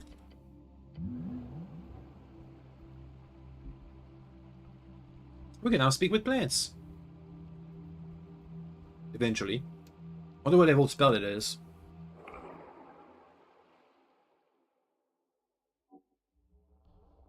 Old Prison. Upper Hollow Ridge. Oh. I moved by myself. Do you have any idea? Master beware! How frustrating you are, the assassin's back. The mask is back on, but she is not having her voice anymore. Why did this young woman want to kill you this badly? You will not struggle here. She is but a girl. Finish it quickly. One more time, eh? This piece of shit. Roll for initiative. Yeah, decent. I got a better initiative than they do, I think. No, I don't. She's a goblin already moving. Snell spins his sling. The bullet flies dangerously close to the assassin's head, missing only due to the constant movement. As the angel raises her sword, dark energy surrounds her. What? There is a flash of surprise on the angel's typically impassive face. The malicious energy swirls around her. She fails to swing her sword. Oh, and a new presence, not far from here. Someone casts a spell of Etir from beyond these tunnels. The masked assassin lunges forward. Die! Die! Die! The dagger connects, and Naga's feeling shudders through you. Something's different about her this time. This is a desperate attack. You face the assassin considering your options. Try to understand. Let's see. There's desperation here. This assassin goes to great lengths to remain concealed. They want anonymity, but today there's no such fear. But they have a greater fear that trumps still. That's it. They're being pressured into this attack, forced into this attack. This is their final chance. This is their final chance to reach them. This is serious. Some sort of squirming shadow has already started forming around the assassin. Why do you keep doing this? Stop. The assassin tries to fake out the goblin as he winds up another shot. Fuck you! He fires off the stone, hitting them squarely in the upper thigh. The masked one, while actively channeling potent dark energies, lets out a highly pitched scream. Jesus, you are a kid or something? We don't want to hurt you. Stop fighting. Fuck you! A tear seems to be able to touch the energies that specifically swirl around her. She simply grabs them, and you watch as the ornate X turns to a stark yellow-white brightness. She crushes the disparate tendrils together into a sphere of scowling light. May darkness burn, then hurls at the assassin. Incredible! Once again, this woman has a beacon of light in the mirrored world. It's just out of the way, just barely avoiding getting hit by the radiant flames. Ugh! You horrid fascists, die already! The shadow form begins to rise and spit out. Tentacles. Hadu Nuzu Kishti Dumezu. The neighbor's coil grab and snap at you, carving deep into your very spirit. The goblin is struggling with the tentacles as well. A tear seems to be faring better, but is also covered by the squirming darkness. Tentacles aren't done trying to rip you apart just yet. There are places such that you can't make it to the assassin before you deal with them. Smart. How do you deal with them? Resist the tentacles. We have an advantage against evil, so that's good. You brace yourself against the tentacles. They snap into you, wrapping around your limbs and writhing. Your vision splits. You are both here and this elsewhere. You see the outline of a twisted gnarled tree as if through a thick, dirty film. It stretches far into the sky above you, or perhaps far below into the ground. You hear whispers in your mind, maddeningly just incomprehensible. Ila Tuma. You still your mind and focus on the image of the assassin still twisting your hand and the vision fades. The tentacles are recoiling from you as if they tasted something bad. Things are deteriorating. The assassin's knife grows with hard dark energy. Heavy smoke spills from its edge and drifts as to suctions by the mask. The smoke clears the mask, firmly planted on her face, glowing faintly. Saldaku, blah blah blah. The assassin's eyes turn black as the shadowy tentacles begin to rise once again. There's no other recourse, time to finish this. The goblin whips another rock at the assassin. The shadowy tentacle shafts it out of the air at blinding speed. Oh gods. Cleric, this must end now. She grasps her blade and flies towards the target. The swing cuts through the thick layers of the shadowy tentacles, clearing the most of the path for you. The assassin lifts their hand to a puppeteer, and the tentacles follow. One after another, the tentacles latch onto you, focusing their eye on your helm. Your helm. Queasy death throbs in your blood. One last chance. Strike true! We got it. 26. You stomp through demonic tendrils, charging up an enraged gold bear up to the hapless assassin, a gauntlet meeting her face. The assassin wobbles and bends. One final jab. You punch again, and that is that. You'd feel bad about punching a teenage girl if she hadn't tried to kill you so many times. You may still feel bad about it, that is okay. Her dagger flies across the chamber. As the assassin collapses unmasked and unconscious, there's a lull as the chaos of the fight abruptly cuts off. She's just a kid. A dangerous child indeed. It's a pity to see someone choose to be dangerous when they're so young. It reminds you of her. The assassin's eyes, now fully maskless, open. You step forth. Fucking bullshit. Depression. Acceptance. Have you calmed down now? Go fuck yourself. I just take her to the dungeon. She's earned it. The protocol, however, Angel swoops in, her many eyes peering to the assassin. What is it? It appears that we have to rethink this apprehension plan. Why? They pulls back the girl's hood slightly to reveal her face more clearly in the dim light. Lady Freya's Darrow. Oh shit. Oh shit. What the hell's that's... Are you... If you tell my dad about this, I'm going to actually kill you. The girl scowls. Oh. The Master is not going to like this. How terrible. You feel for anyone forced to be born into such high-class family. Holy shit. Yeah, take an LR, it'll last longer. Now, will you let me go? What makes you think it is even remotely a possibility?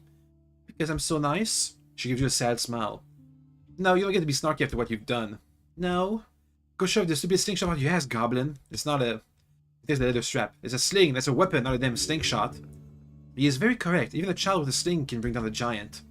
Young lady. She tenses up. I have a duty to your father. You are included in that duty. That you have tricked me into assaulting you like this is highly annoying. For no only monotone telepathic voices instead should shut out into all of your minds like a rumbling volcano. You are going to immediately take... Frizz laughs. What are you gonna do if I don't kill me? Magic companion lets out a strange wobbling noise. She's furious. Scary. So she can get mad. Lovely. Let's put it like this. I'm gonna walk out of here and you're not gonna mention a single word about this about my dad. In return, I'll stop trying to kill you, okay? You've been stalking me all this time? It's difficult to find. True. Yeah. You do realize how loud you are when you're stomping around in those boots? That can be as loud as he wants you here. Where'd you get all this cool gear? What do you think? Did you buy it? Did you die by it all? No. Remember the magic you're casting? No. Now let me go. Why are you attacking me? Why the fuck are you trying to kill me? She scoffs. The girl glances at the mask on the ground beside her. Snot kicks it away. Answer him. Fuck it, I guess it doesn't matter anymore. I signed up for this stupid fucking deal, okay? What deal? I need the easy spell slots. Oh, he wanted an extra pair of eyes. Win-win. But then he started asking me for those night owl things and reconnaissance mission. She became it's her warlock stuff. Then he tells me to push some dumbass river into the river. I don't like killing people, but sure, totally worth it. Oh. But then you come back, you asshole. And whatever I do, you just keep fucking... As she speaks, the mask next to Snell begins to glow. Get down! Oof. But she's evil. Damn it, knew that would happen. Esoteric bullshit. Just look at her. You happy now? I just broke my damn contract because of you. It's a blessing, young lady. She saw the loud groan. I'm a warlock, or was. And the whole thing worked out with Mr. Toilet Worms. Your patron. Whatever, I don't care anymore. This deal was ass, and I didn't want to do it anymore anyway, so there. I'm actually perfectly fine with my awesome mask being turned to dust. It's fine, really. She does not sound very fine with it. She gets up and drops her cloak. I'm going to leave now. And Ithir, you don't say a word about this, my dad. Do you believe for a moment I care for any of your puny commands? Oh gods, puny commands. Do whatever you want then. I'm actually going now. No. I'm not asking for permission, you dumb fuck. The poof of smoke, she disappears. Misty step. No need to pursue, Cleric. This will be handled at a later date, I assure you. Ha. The guy lets out a series of stilted laughs. Fucking hell, it's a teenage girl and your boss's daughter? That's actually funny, you have to admit. She tried to kill me all the time. I can't help it, they're also incredibly silly. Why did the toilet worm want me dead? Oh well, let's go see if Mr. Toilet Worm is hiding in any of these tunnels. I should just caution, there should be more dangerous things in this cursed place. Meek agrees. You hear the scarf mutter, then shiver. Bad thing here, deeper. In the grand hall around you, the one so filled with the sound of clashing blades now grows eerily quiet. You see two paths, each leading into darkness. Well, let's heal back up. Yum yum. Good. Restore some spell slots. And let's check out this quest. We now find out who tried to kill me. The Star Witness. What about my death? Is that not a thing? Is that not a feat I can get? Looks like the answer is no. Star Witness.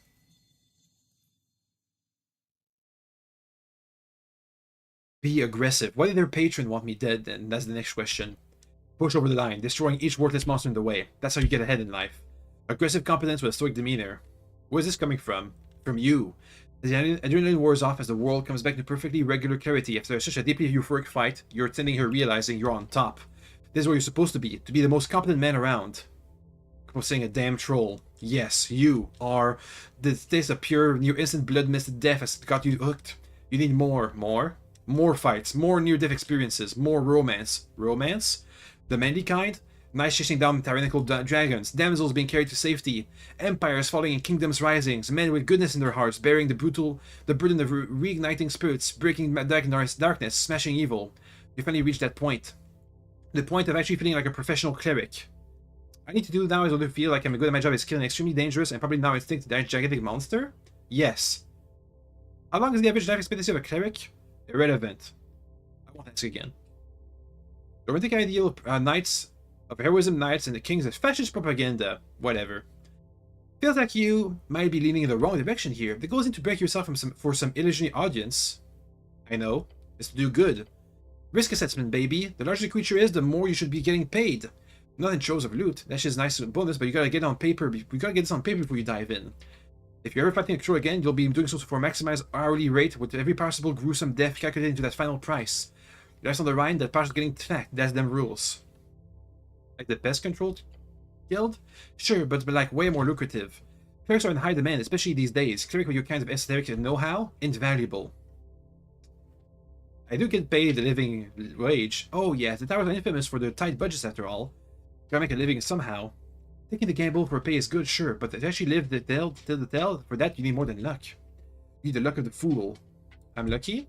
Well, every time you head down here, it's a gamble. Every time you take a job, and there will surely be even more rootless jobs than that rule in the future, you will roll the die. The die being a 50-50 chance of death and destruction. What the realm will call it? Getting blood misted? Instantaneous smashing. That's it. That's what you risk every time. So embrace it. Focus on being really lucky. You have survived long enough on gut and feeling, and it ultimately points as gambles. It's not to calculate your odds properly. Calculate? As you can clearly evaluate, each time you take on the challenge, your outcomes are quite extreme. It appears you are just as likely to succeed in an extreme manner as much as you commonly find yourself as a radical and irretrievable failure. I don't agree with that assessment. I win all the time. Then you are wrong. Remember, recognizing your personal skill level involved in any particular chance. The particular task, the overwhelming power of chance, is eventually your clearest ally. This is bad. It doesn't lead upon the string for balance. A tightly curved balance, one born out of a beautiful, curved, yet balanced spell. A what? If you before had the equal chance of each outcome, which is quite volatile, it's been said allowed to take control of the outcome, aligning each attempt around the center, the average. So reliably increase your odds at succeeding at tasks you are equipped to handle, while dramatically decreasing your failure rate at those you are not. So I get to do a 10, take 10. Quite rudimentary. Of course, this will impact both you and your opponents. Your strengths are universal after all. But about being a professional cleric, this is it. You feel it. You are competent. You cannot critically fail. Okay? Curved yet balanced bell. Whenever any d20 is rolled, the strings of your cause the outcome to lean towards 10. Or dungeoneering reflexes. Whenever you roll 10 or below, add extra proficiency to the roll. Okay? Look at the fool. Whenever you roll a natural 1, you get another result and take 1d4 damage. This effect can repeat to infinity. This damage cannot take you below 1 HP. Meh. I'll be professional cleric, which I'm not going to even equipped. Professional cleric. I can no longer critically fail. You now know how to act in this world. Now until the day you die. Thus it goes. Can I equip it? I would like to not critically fail. +1/+1. I leveled up as well. I guess we're gonna get rid of blood magic. Get rid of blood magic, and give me no longer critically fail. Okay. Also we leveled up.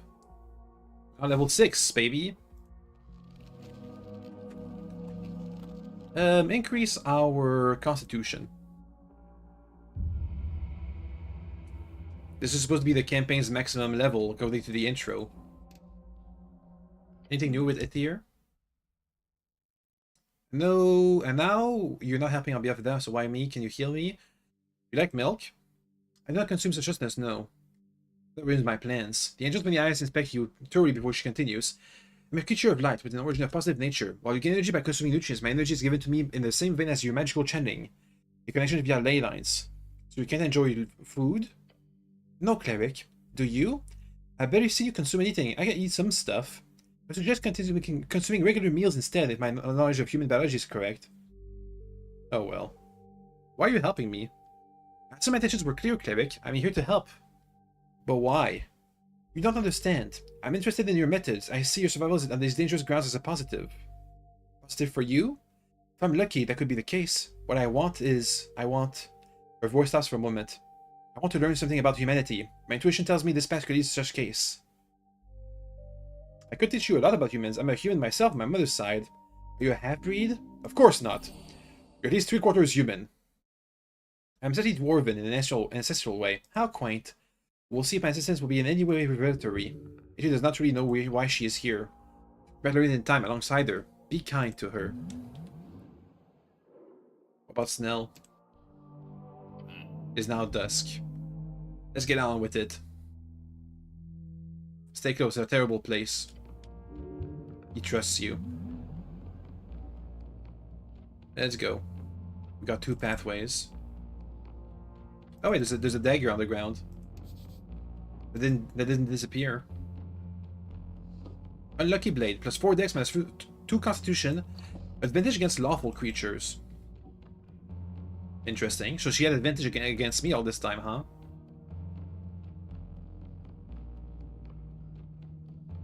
Oh boy. Toll's Pass. It's a map.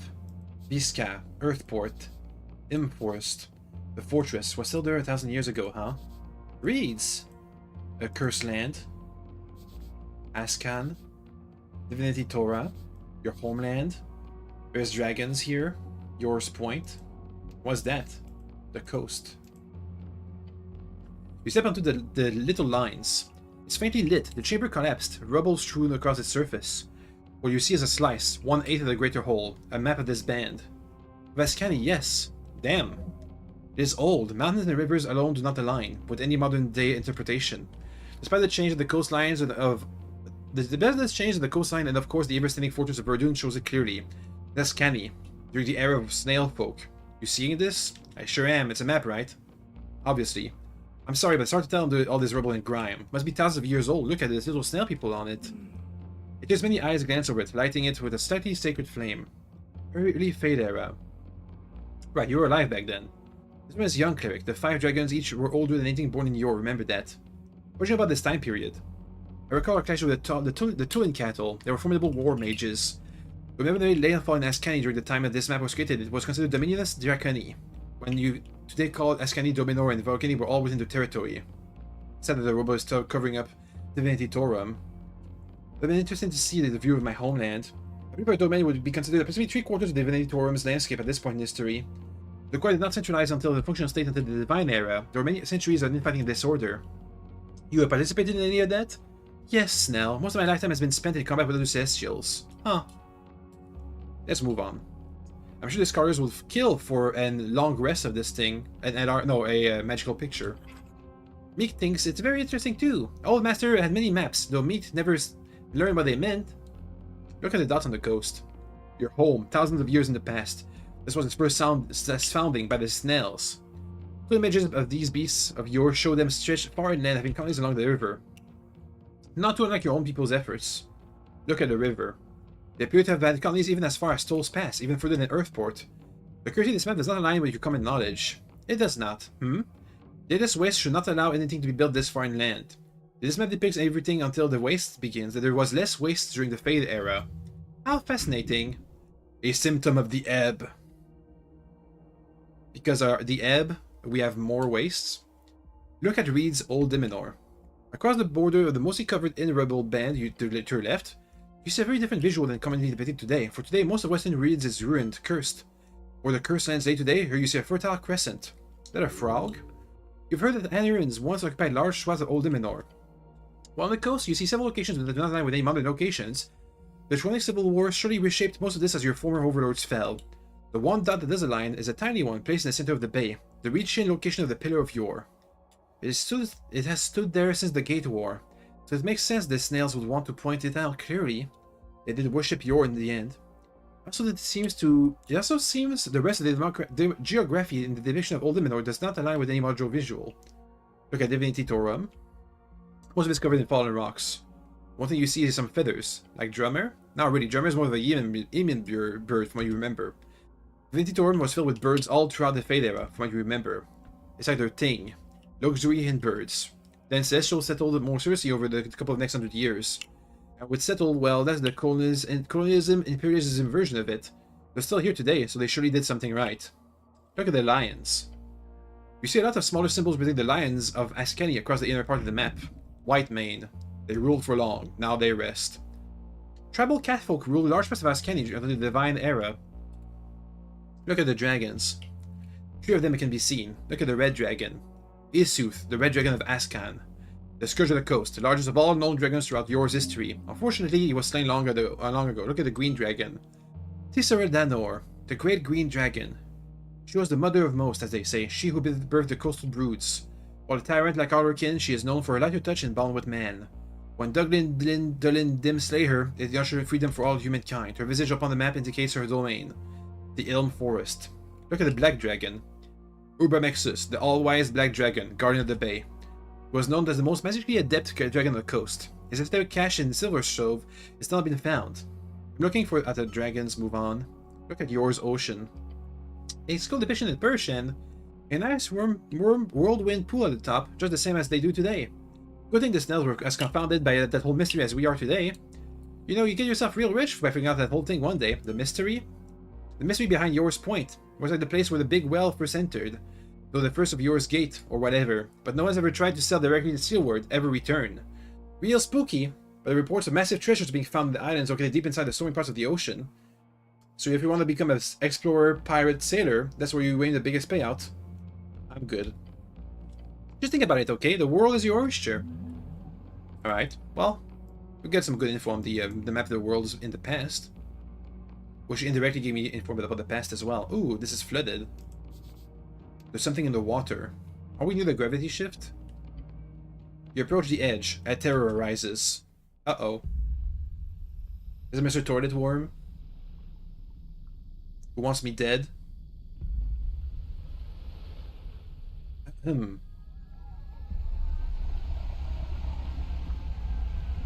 Hello.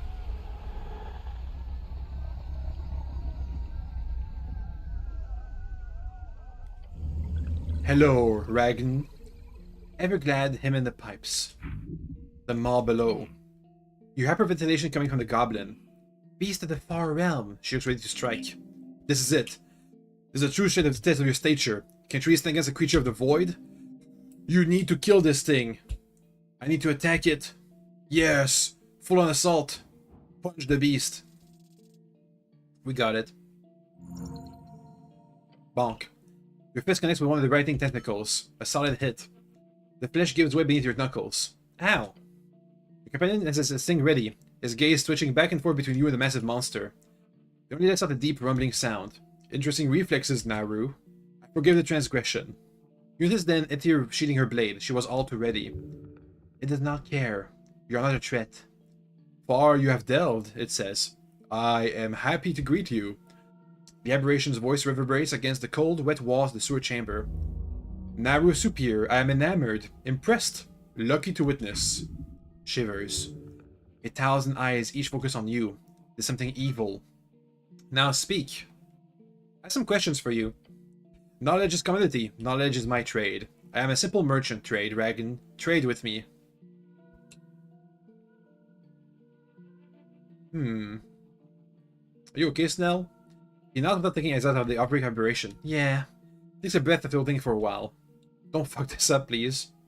Etir, what do you suggest? You're circling out to her blade. The telepathic message is on our mind. This is beyond our combined strength. I suggest diplomacy. Her voice carries a hint of doubt and fear. This thing won't kill me? Does not look like it. I have to pay to ask you questions? Each thought carries a cost. I am generous. Cheap thoughts I give freely. Expensive ones require sacrifice. What are you? I am the other, which is beyond, not the big other that you keep close to your chest. The small other. That is I, what you find yourself longing for in the dark. His words focus on the concept of authority versus outsider. This is another within the relationship to the third party of society. He, however, identifies as a separate other outside of your society. That's very philosophical. Yes. What is this place? Stones laid by snails. This was their prison, a complex to throw the unwanted and wicked for centuries. Then they burned. When in the past, dwarves repurposed it. A cistern, each pipe spread to voice the thoughts, talks, and whispers. I love it. You have a license? The mouth widened slightly after a few painful long seconds to finish the question. I've been asked that question. That's shocking considering the state of this place. There's not a loud, chuckling growl, along with the answer. Yes, Ragn. The answer, I bought a delve and prospecting license under my legal name in 501A. Actually, the paperwork is archived if you require it. It can be prepared within 5 to 7 office day. I just wanted to check. Consider it checked. Are you the one called Everglad? Yes. This is the name I adopted. The original title of my claim was considered too difficult. When I signed my first Warlock servant, we agreed upon more modern names. Everglad we chose. It's appropriate. It shows my everlasting happiness. The original name was just too incomprehensible for us mortals to use, I presume. No. It was just hard to pronounce. Oh ho ho. I'm laughing. I see. Warlocks? Yes, you had run-ins with my former servant, the girl. You're the one who sent her to kill me? Yes. A big misunderstanding. Freya did not perform as to her promise level. We went over it many times. I was not a sudden decision, I assure you. I made sure to go to the appropriate steps. I offered training, magical enhancements, hex incantations, and even free knowledge. None of it was enough to get her to the appropriate performance. Thus, we had ended up having to cut the patronage short. Very unfortunate. Not often my warlocks end their service in anything other than death. He clacks his massive teeth together. I go through one servant at a time, so the position is now open. Interested? Cleric? The goblin sounds worried. I will ask your goblin friend, however, I sense hesitation from outsourcing it on his end. You said a warlock to kill me, and then you offer me their job as your servant? Well, there's something to be considered. Your performance, after all, is very admirable. I'll decline. How come? I already have a master, Earth. Ah, yes, your dead god. We can discuss it later. I do not wish to push you into anything. I offer nothing but the best in terms of as a patron of the dark. Could be cool, but the gods do not. The maw it beckons. So why did you try and kill me? Why did you try and kill me? Such knowledge comes at a price. The monster's eyes focus on you. There are many things I know, many things I know you want to know. My trade works as such. You tell me a secret which I do not know, and I grant you access to knowledge beyond yourself. A fair exchange, free trade. You sure you're not a free strider? Not quite, no. Though I admit the prosperity for intrigue. The deck will rise around the cistern. It goes like this. You hand me a secret, I value its debts. I grant you knowledge in return. A fair trade is offered, I assure you. How can I trust you to deliver? His mouth opens slightly. The darkness within it stirs the bottom of your innards. I have no interest in your demise. That much I can say for free. The monster then stares at you, waiting to be fed a secret from the crevice of your mind.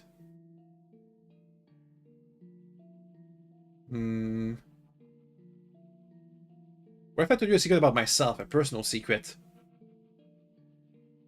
I'm responsible for my father's death. I'm the one who wrote the infamous Freestrider op-ed about corruption of towers, the Yellow Ribbon. Oh! That I did not know. But a fascinating detail upon the history of this political mess in the city. Freestrider, huh? You see the gear start turning in the goblin's minds. The monster closes many eyes and growls. Yes, that I did not know. Let me share knowledge in return. You may have heard the whispers of another creeping beneath your city. One hoarding knowledge not much like myself, a rival, you might say. That fool refuses to do business, I'm afraid, but one of my many secrets is the tale of his past. The Nuthic hiding under Norvik, the last of the hiding shags. Last of who? Was another growl. The Hagging Shags, a house of Arcanus, master of alchemical productions. As well as necromancy. These, if you excuse my tongue, wannabe warlocks were destroyed a long time ago, but actually in other houses that did not survive the fall, publicly. The Hagging Shags Notic under the city? Hemvrak. Its lair moves along the esoteric shuffles beneath, having mastered their chaos a long time ago, a truly mad genius. You have a new city alongside the first settlers, you see, hiding among them. Back then he was a human, set to turn the Tulian ruins into his own personal flying fortress. Yet he gained more knowledge than he bargained for in those halls and tunnels. The esoteric madness brought him into the darkness. His petition to Earth was the only showing he did before disappearing permanently from human life, a petition rejected. In his gravity flip tower, the Notic plots his plans. What's he plotting? His empire, of course. Nothing will ever come to pass. A lone wizard in the time of the ebb does not even party make, let alone a kingdom. That he shall stalk the hall, hoarding books, stealing artifacts. The most important secret here is no one in the city knows, even those aware that the skulking nothing below. He's building something, Naru. Decades of planning, all in secret. What's he building? Is he the assassin? He might be the assassin. No guesses? A cursed item, perhaps? Maybe a mass charm to bring people under his sway? But see it as a tip. In the future, if you ever could learn more about the Hagging Shags, come back and share it with me. What secrets can I possibly give this thing? This is a difficult question to assess. You can just make something up. The creature will know. What you want here is to try for him to tell you why he was trying to kill you, right? That's the main secret, yes. However, do you have what it takes to actually share a deep part of yourself with this abomination? I can share something deep and secret, but only if you explain why you tried to kill me. It's not a low growl. Deal. Muster the courage to tell him one of your deepest secrets, the source of all your insecurity and shame. Not good. I didn't muster the courage. Too low. No, boss, not possible. I need to tell it something. You don't have it in you. Everything is wrong. The earth is gone from your throat to your dong. Job begun. Don't be so dramatic. Try again. I know we can do it. Yes, we got it. The source of the shame. Your stomach growls. It feels louder than the bowels of this horrendous beast before you. It stirs, yet you know. There's but one thing you can say. The truth. The fact. You... I have personal detail to share, something I consider secret. Oh? Personal secrets are much of my interest. Do share. Your legs shake. Bones quiver. Arms quake. You say, I am... Yes? Cleric, be careful. Cleric, what are you gonna tell him? I am... The beast creeps closer and closer. I am... Nor have I ever been... sexually active. He's a virgin. That's his secret. Your voice echoes through the chamber. The statement has been said. It has been heard. You glance at the goblin, giving you a confident expression. The aberration shuts its mouth and does not say anything for as your voice fades. Cleric, look around. The goblin looks at you with an expression that mixes shock with confusion. I don't think that's really a secret, Cleric, he whispers to you. Why do you say that, Cleric? A secret? Of course a secret. The angel lowers her head. I'm sorry, I did not realize that was a charged statement for you. From my perspective, there is nothing strange about that. Of course Essential would say that.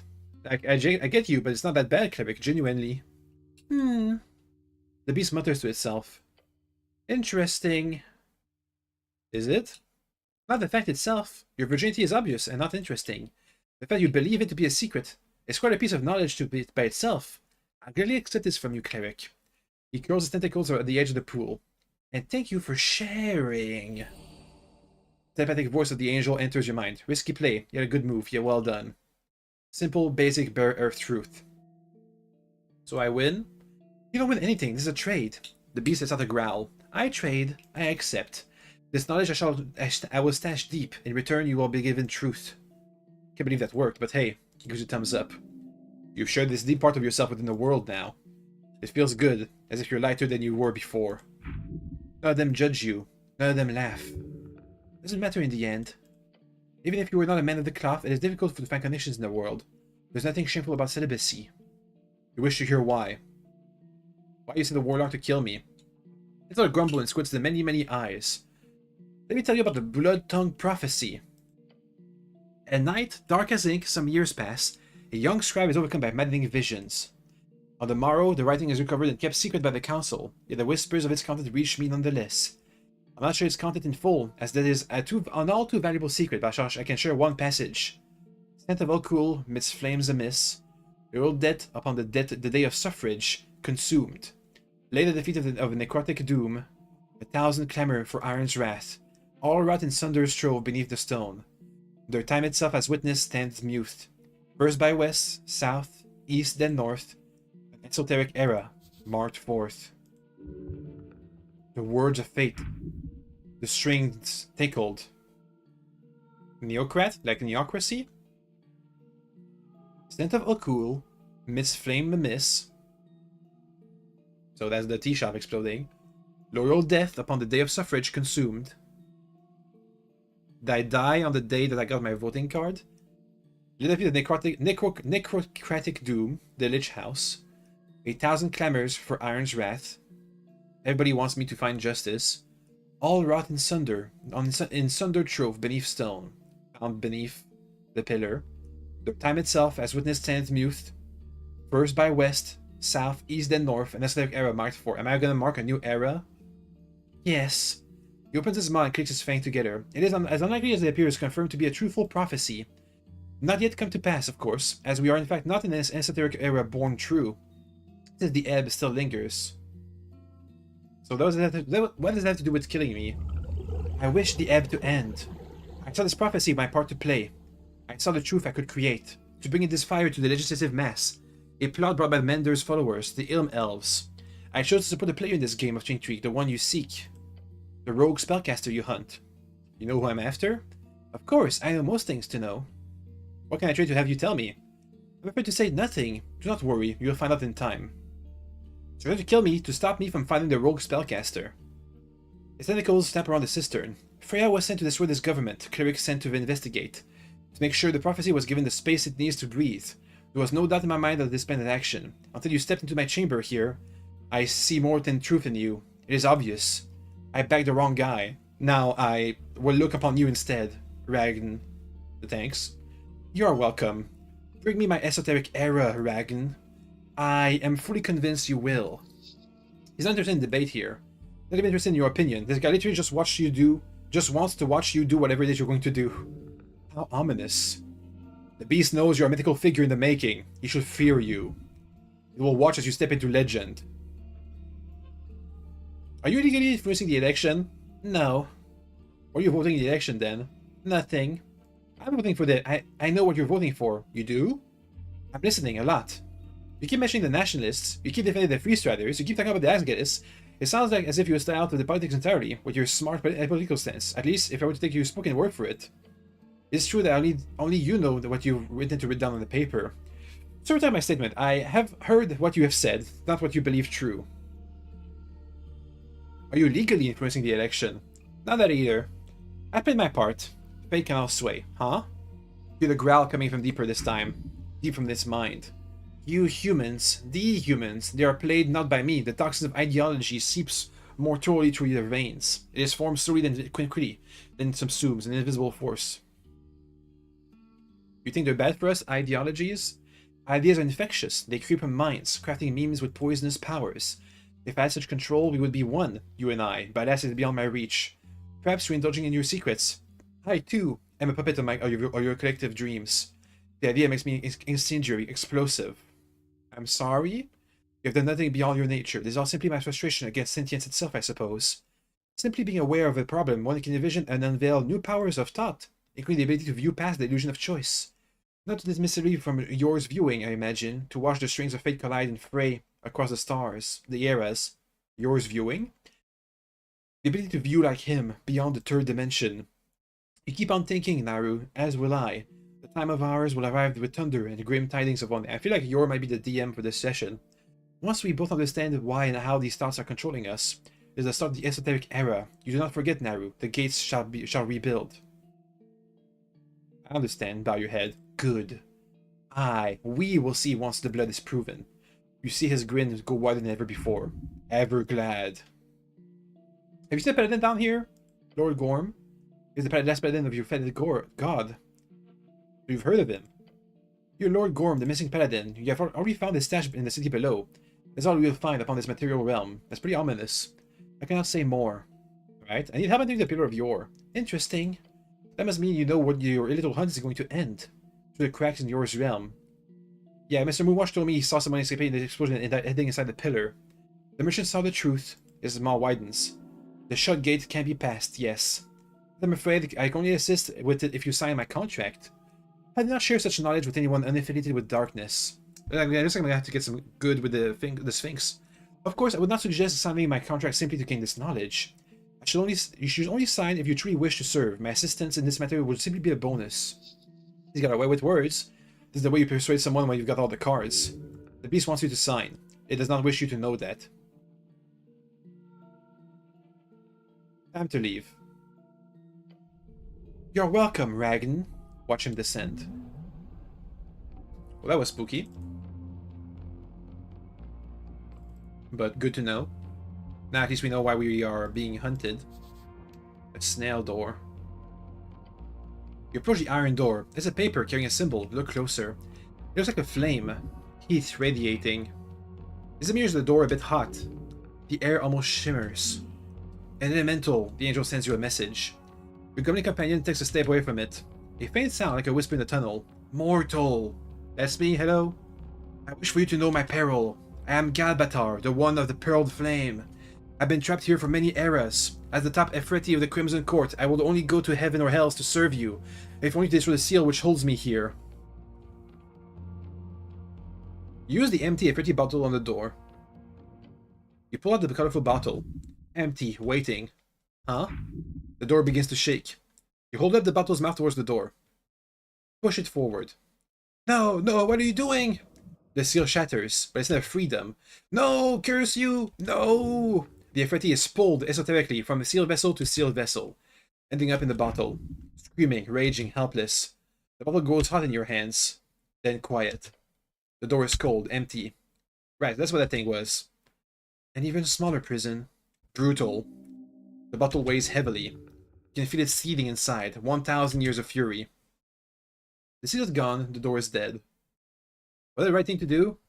Morality is in the mortal sense, or in yours judgment. Either one will be difficult to define. You wanted, Snell? I'm okay. You hang on to that. He leans on towards the bottle and say, I'm wanted on the record that I'm not involved in this kidnapping scheme. Muffled screaming from inside. Shake the bottle. You do it anyway.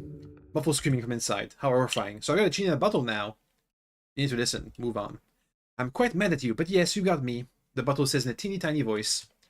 Alas, I'll be stuck here for another decade, which is numerically better than another minute in a Snell prison. Why a decade? Whoever made the shitty bottle put it as a rule. Most likely to make whoever seals a creature inside more likely to hide it in a trove of some sort. I'm gonna sit here for 10 years, then the next person to rub me is gonna get me as a great advisor or servant for a bit. Then I'm heading straight back to Okul. Matthew, excuse me, I'm gonna take a nap. Wake me up if you still owe me next decade. The voice goes silent. Cool. He wasn't as bad as I assumed, considering the flames.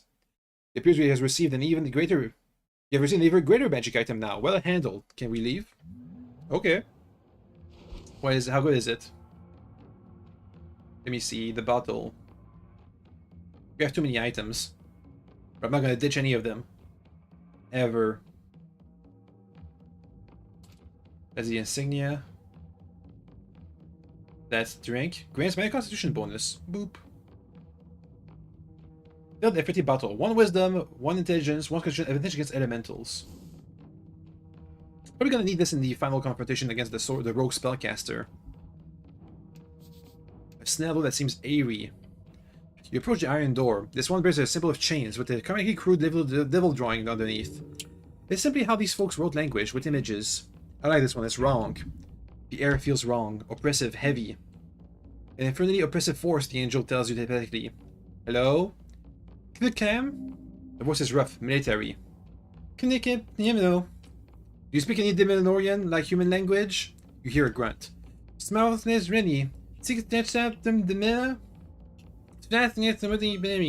The voice fades. He's giving up. There's a devil inside here, Cleric. While I'm unable to communicate myself through the gate, I can tell you that he is annoyed and would wish to speak with you properly. Perhaps comprehend languages would help. Comprehend languages. Boop. We cast the spell. Word shift, meaning clarifies. Incomprehensible words emerging from the chatter of the foreign tongue. Let the spell activate. Waiting so long, can you understand me now? Yes. A heavy exhale, relief. Good, good, now listen. His voice carries authority. Centuries of command. I'm a prisoner here, not by the Turi cattle, but the mad wizard who roams this cursed place. He, by some feat of my own idiocy, managed to trick me into this cursed cell. But now my soul has all but burned into the void inside, so please rip the seal and kill me. I would owe you quite a great deal if you did.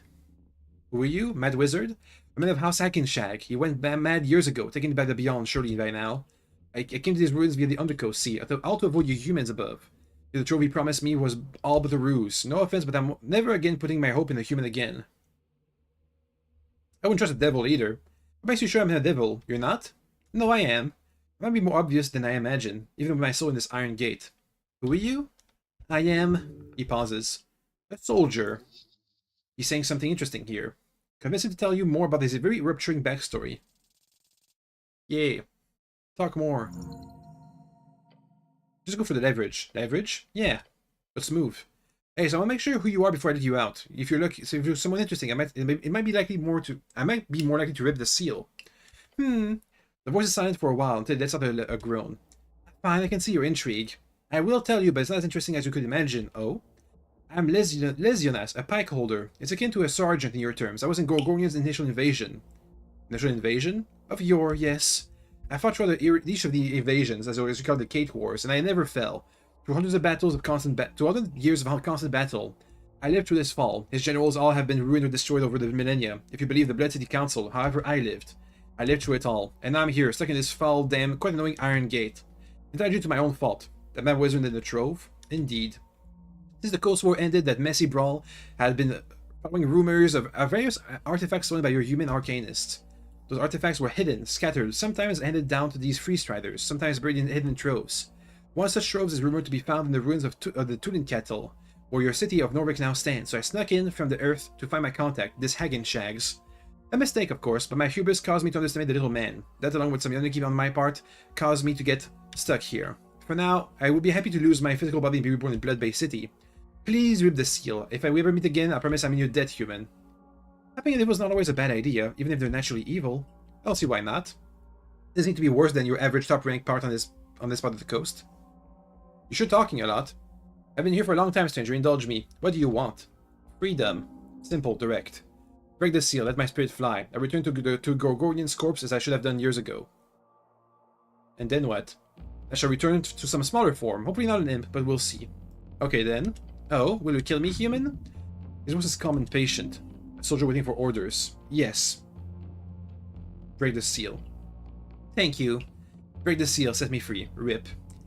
You grab the paper. It tears easily. Too easily. The seal shatters. Light erupts. Not flame, but not smoke. It's spirit. Heading seawards. Into your mind. Don't let it in. Shield your mind. We got it.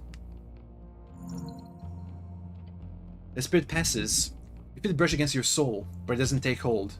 Wonderful. Thank you, human. Then you hear a faint cackling laugh. He fades. The devil is gone. I didn't just doom someone, did I? It is possible. Angel offers no comfort. Snell steps up and taps you on the back. I wouldn't worry about it. Now can we go? Yeah, let's go. We did what we had to do. It's time to go back up. I need to make an alliance with the Sphinx, which means I need to solve the riddle, which means I think I need Mage Hand. Oh. Look here. 2 stones light up, 2 are still not lit up. Weird. Must be some kind of puzzle. But I feel like we've been everywhere we could have been. There are no more gates, right? Yep, that's the...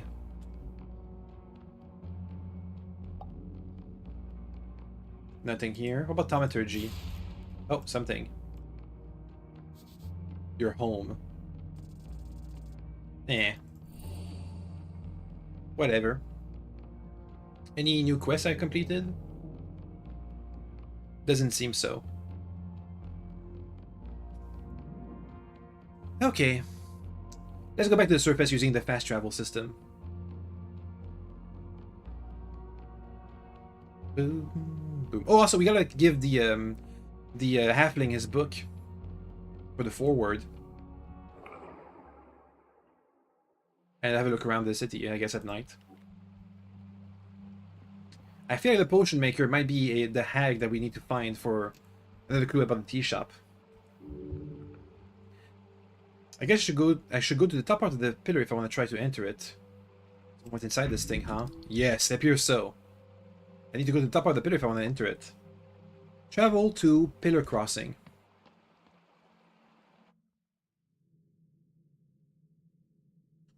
Travel normally, not teleportationally. Doesn't take any time, does it? It was around 8 o'clock when we used this. Yeah, it's fine. Okay. To Water Lane, we got a quest to complete. Also, I gotta find someone who buys the milk.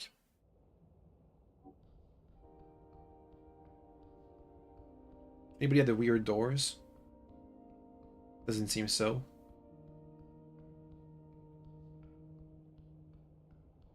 Oh? The Statue of Earth.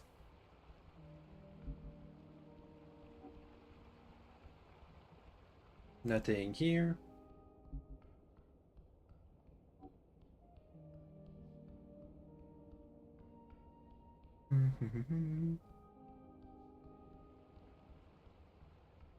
Oh. A bell of the city. 20! 1 ability score for 1 week. Got more intelligence. Nice. I've never been in these here. What is this? Oh, maybe it's on the upper floor of this part of the place? There's no upper floor, never mind. Hey man. Life is pain, now what do you want? 1 second, give me... Behold!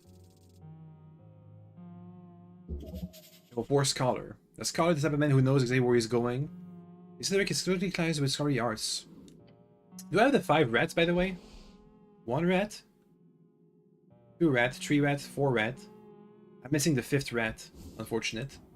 I found the book by Cinevidis. That library was very talkative. You did? Fucking glorious. I'm sorry, what do you mean by talkative? It was living library right below. Living library? Oh, a tool and cattle invention, I presume. I've heard tales of a shuffling trove of knowledge beyond, but I've not spoken with an eyewitness. If I gave you some esoteric bullshit to handle, huh? Lots of bullshit. Oh, I thank you then. It was no small thing to ask of an experienced cleric. Now, can I see it? And the book. Look at that, what a piece of shit. There's even a gem on the latch. Such bourgeoisie bullshit, he says while flipping open the magical tome. I prefer my book with less flair and more content. Speaking of which, what do you think about that mention of blood property? Eh? Hanging shags? No, it's old enough for that. How curious. The halfling sniffs a few times while flipping through the golden pages. Beyond that added note to the first page, it's more definitely exactly what I'm looking for. The 6th edition of the Book of the Mind. Huzzah! Hells yeah, as the kids say it. Now, he takes out the quill and paper along with some ink. Then he opens the book to the first page of the dozen or so page of foreword. I shall copy the foreword in its entirety. Luckily, our dear Lord Scholar Cividix wrote it in the regular old Dimnorian. Mainly, I hope to find an answer to the exploration of anima, animus. But who knows if it will even be mentioned. Either way, it'll only take a few minutes. Wait an hour. There we go. Snell jumps from the couch. There were some long minutes, Appellant. Ah yes, sorry. I had to take care not to make sure I did not mess up any of the transcription work. Either way, now it's done. That was the quill one last time before the final punctuation. Let me cast another enhanced ability. Boop. Then, an esoteric force explodes from the tome. Master! Defend him! Defend him! Spirit from beyond. An old soul. Danger. Real danger. It wants a mind. Grab the book. You get it from Stur's grasp. The shock halfling let it go without a fight. The energy emitting from the pages now focusing on you. This will hurt. If you resist it, it will simply go back to the scholar. If you wish to protect him, let it in. Let it in. Your mind is a fortress, and you open the gate. It floods in. Every crevice filled by ghostly whispers. Whispers and screams. Your vision grows bright. Oh well. This will have to do. What's going on? Think a little before you speak. What? Who are you? I'm Cividix. I see. Greetings, Lord Scholar. Some manners, good. Nonetheless, there's an improvement of her being brought back as a tool for that misbred mutant. Tell me, what do you wish to gain for myself, here in this near-corporeal form? Or is it the halfling whose foolish ambitions you shall fulfill? He's a great scholar. He will continue your work. This lower being will not do anything beyond digging a hole in the ground. Anything beyond that is but a rabbit dreaming of jumping to the moon. You may ask whatever questions you have. Only for these esoteric shackles bound around my soul I shall answer. What was the mutant you mentioned? A damn hanging shags, one crawling around the holes of this horrid place. I had hoped from them all to have fallen. Alas, some have clearly clung to a type of disgusting existence. An arcanist? A true one, yes. Despite this one being what I would consider a damned idiot. Hamvrak Hanging Shags is a crazed abomination. He will never return to a sane state, no matter his lofty ambitions. That idiotic greetings of his, it has burned a hole into my mind, and I will never be able to repair. If you ever see him, kill him. It will be a mercy upon his ancient soul. What a greeting. That idiot always said the same phrase whenever he opened my book. What was it? Ahoy, oi. Idiotic, never asked me to utter it again. Snare wants to ask about the anima animus. That's why I most wish to gather the 6th edition. The dozen copies I crafted each contain a different foreword, each a fragment of my knowledge, my decades of research. I could not publish most of it, as they use illegal data gathered during diverse Acronis experiments. What do you find? The anima and animus are incomplete ideas. They are but a shade of a greater color, a swatch standing amidst a palette of the mind. Through mental tribulations and intense physical exertion, I managed to extract a deeper understanding, a categorization of the mind.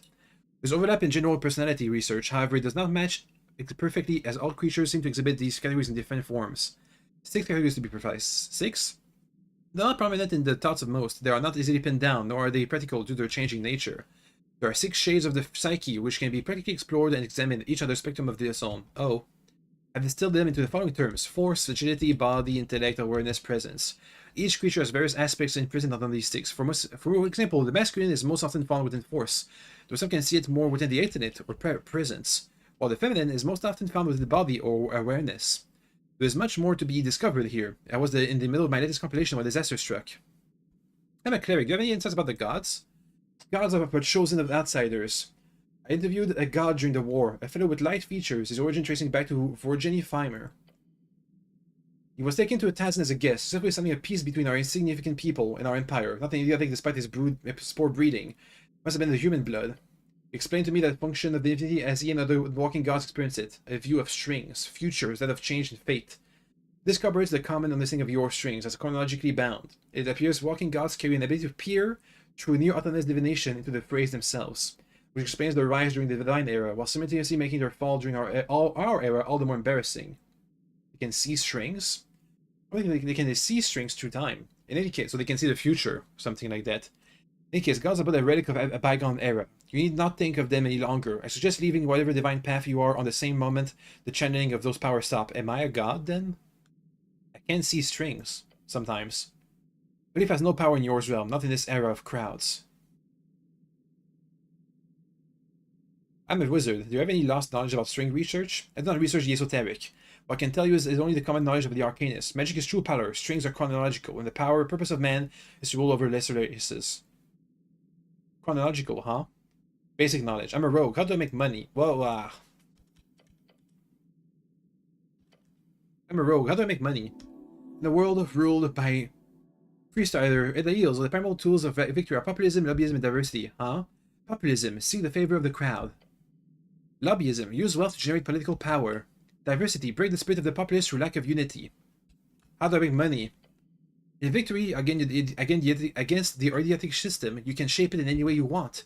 You see now why they will never be able to sustain themselves. A liberal democracy will always decay in time as long as they do not perform three counteracts.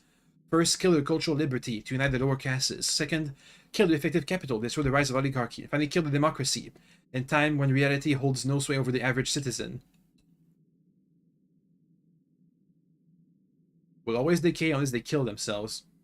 I guess that's the logical end path. At least ideologically speaking. A democracy, it's only and then the only way a democratic system logically would end would be with people voting to end it. Otherwise, it would be something else taking over. I'm a barbarian, but not really relevant to anything here. It is not. If you enjoy calling yourself uncivilized, then I have nothing but condemnation for you. I'm a druid. Do you know anything about the primal forces? That'd be willing to be tamed. The druidic calling is a fool's hope. Stormers do not obey men without the power of arcanist and wranglement. Do not be swayed by their hippie bullshit. Oh, the psychoanalysis thing. At first it was folly. My sanatorium had many experiments running, some of which is esoteric hypnosis. However, I did cover a clear correlation in a patient health when forced to speak about trauma and clinical settings. The art of speechcraft could lessen effects of mental wounds. Can you psychoanalyze me? No. I do not bother handling patients. There is nothing to be gained in performing such degrading acts myself. But how can you deduce their theories if you don't even interact with the people you write about? Such simple work is beneath me. I do not compile data, I debate and compare. Then who does? It does not matter, if you must know, my servant name was Mundus Gai, a hard worker, despite his halfling breeding. His name, mumblings on dreams and desires, was difficult to compile, however. In the end, I managed to refine them into real science. What about yourself? I'll keep it short so I can tell the halfling that the person who actually did the work was a halfling. I'm the offspring of Tazan nobility. With our stature fell along with our city, I pivoted my education and spirit breeding to craft power during the revolution. It was easy. The rabble are mindless and crave etiquette. Look at you, a spirit in the book. I can only remain as an apparition if it means not having to share the earthen ground with mongrels and peasants. You're quite the arcanist, aren't you? I'm no arcanist. I'm simply the result of nobility having to contend in an age of chaos. So I end up like this. The second wave, when the freestylers grew bold enough to rile their raving mutts into beheading all but the purest of their kin. A purity only proven by loyalty to the ethereal ideals. Ideals crowned in gold and copper. If I could escape that wretched ruin of a city, I was thrown in a dungeon. Then weeks later, they beheaded me in view of the populace. No trial, no dignity. Even the most based of monarchs, even the Shadow Lord himself, would not behave so barbaric towards even the greatest rivals. A sign of the times, the lack of respect for anything beyond the oh so easily swayed crowd. But just so long enough to be captured. I have my own operations in place. Yourself with you. Nothing you need to concern yourself with, men of small stature. You will know in time. They all will. Is your soul in all copies of 6th edition? Yes. Fragments of the whole. A necrotic spell, not unlike that of lichdom, was undertaken. If you wish to learn more, you will have to survive to this next era. My return will be magnificent. You need help with that? No. Okay, that's it. I will gladly end this inane conversation. Suggest not something me again until you have more useful questions, or I will destroy whatever vessel is near. But for now, you will have at the very least shown to be less of an annoyance than the damn hagging shags. In return, I shall leave this plane once more, without ripping your minds to shred. Thank you. A deep and open vacuum is left with your mind as the present slips out. As vision returns to your eyes, you see a rough halfling looking out on you. Next to them, your companion is poking at you with your foot. I see movement. Marvelous, simply marvelous, my dear Cleric. You appear to have been in contact with the spirit of St. Vitex himself. I've written down the conversation here. Huh? You've been out for a few minutes talking to yourself. Didn't seem like too much of a danger, though. Mostly just some concerning rhetoric, so I don't have to repeat myself.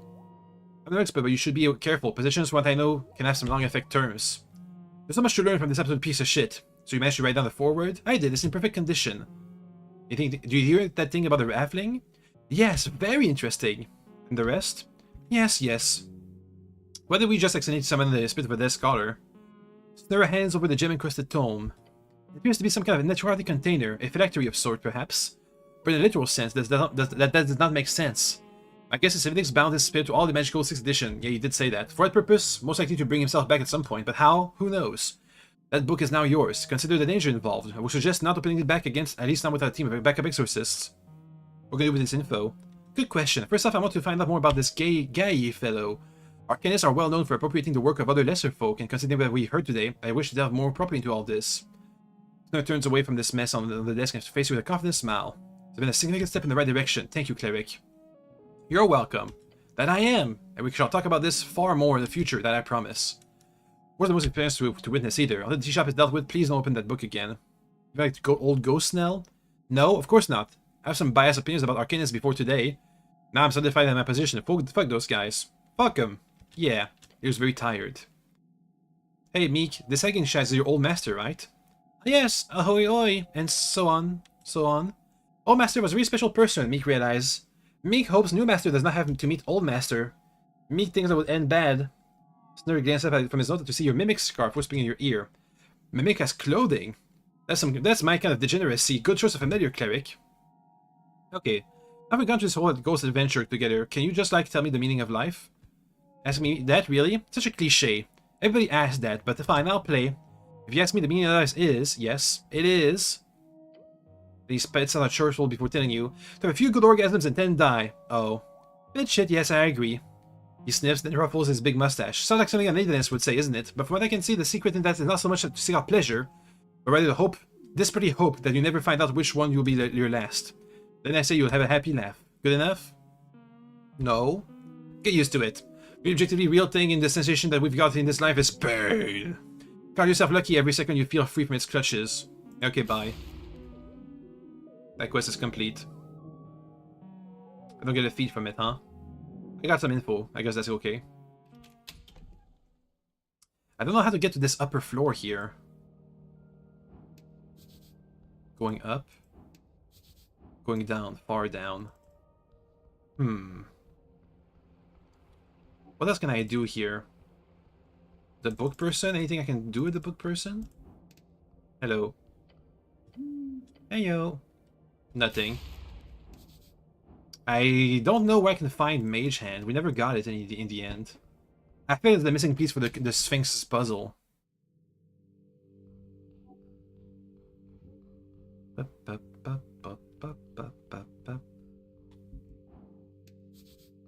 me try the tea shop again, maybe.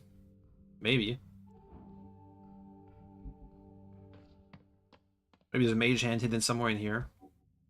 Oh? Triple D, the man, the myth, the lad who is mad. Small healing. What do we have in here? The diary.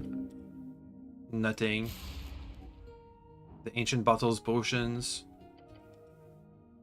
Nothing. What is this over there? Can't reach. A bundle. Out of reach. Back to the place. Any Mage Hand? Parchment that survived? Forgot what could have bent the door like this. I never got this, huh? Melting gold iron requiring critical heat. You remember this when you studied the Art of Fireball spell and awesome power. It was often used to horrific efficiency in the Coast War. Sturgi is hot enough. You have the 7th level or higher. 8th or 9th level. Make what you make of this. Door is hurt. Thanks. Paper is weak to fire. Nothing here. Destruction. Can I get a bit of healing? Yep. Thank you. Clumps of porcelain. Oh, Master had a cup like this. Sorry, what? Oh, Master had a big collection of cups? Yes. Teacups? Yeah. This master of yours is such a strange character. Yes. Right. Ba ba da ba da ba. Blah blah blah blah blah. Yeah, nothing. I'm not sure where I can find this mage hand scroll magic. I'm feeling like looking it up because I feel like I need this to progress my quest with this Sphinx. But if it's gonna be spoilers. I'm gonna look it up eventually. I have 500 bucks, so we can spend 200 and then revive the guy. Shard, a helmet, incense, canisters, dream patch. Uh-oh. Did we just get disconnected? No, it seems like it's okay. I don't need to buy any of this. Okay, let me look up where I can find Mage Hand. That's haunting me. Esoteric Ebb. Mage Hand. Let's see. Let's see. Oh, I see. It was in Viskin's place, but we needed comprehend languages to get it. Duh. Also, I need to prepare my speak with plants and speak with some plants. Up. We won't go back to all the places that I could have used Mage Hand on, unless it's important. Up. This book requires me to understand languages. Words then pop into place, and as they should. Begin reading the first passage. I felt this with my brow. The lair is hot. My companion was consumed by the lower beast in the first wave. I saw his soul yet still screaming at me as I stepped into the auditorium. I would not allow myself to meet death. The book details a first-hand account of one of the many lambs, the strongest of their tribe, who were sent to fight before the great green dragon Thistledown, that's the great dragon of Old Numenor, that still reigned at the time of this Orion Divine era. The author, Callum, was one of the few to survive. He writes down how he ended up in the good favors of the Queen of the Tree after many years of servitude, but he never gave up on his dreams of killing each of them. Books consumes time. You can always just skip to the end. Skip to the end. Here's the final chapter. I am Calum of Diminori. My words became words. Myself your is what I am become. The book ends with instructions of various draconic magical theory, most of which you already know. You remember most of it. Look at the final cantrip on the page. Look at that mage hand. Calum's mage hand? You run your fingers over the script, yes. The personal transcription of the spell of Mage Hand by the mythical Callum. Memorize the cantrip.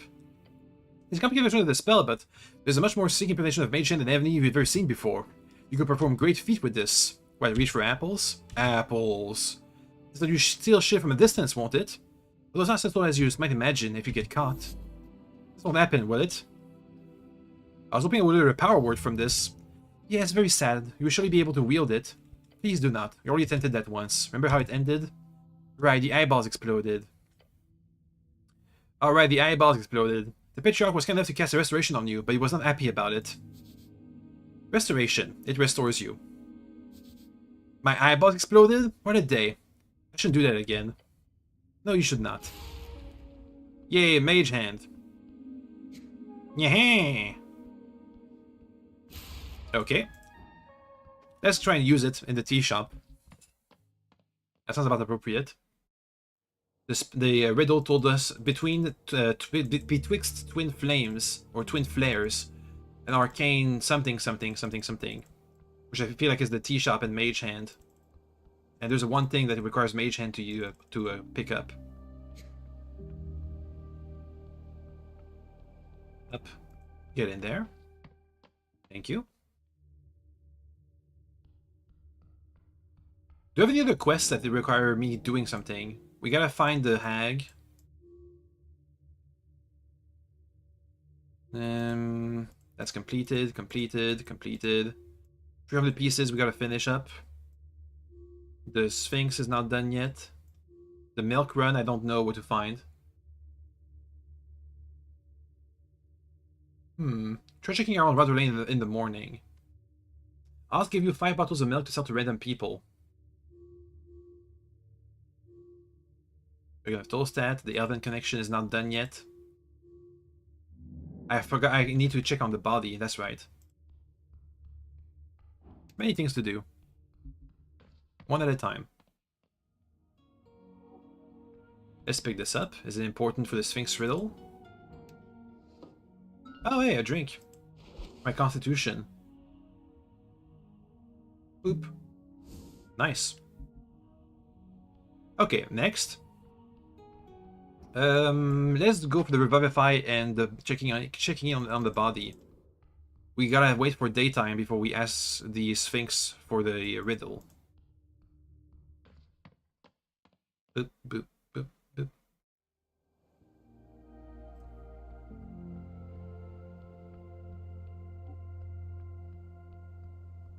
Keep going.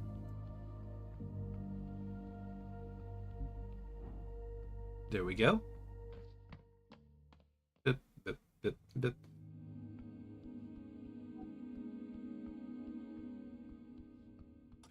Viskin, where's the body?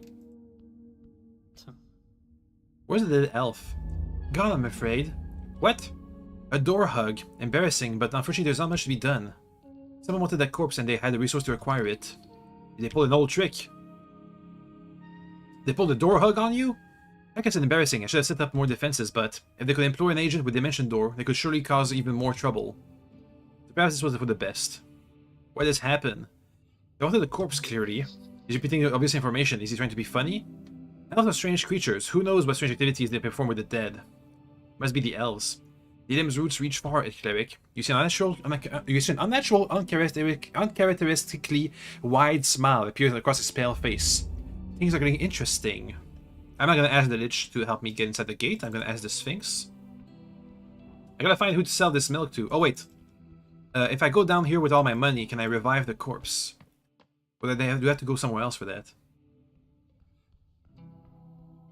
Let's see.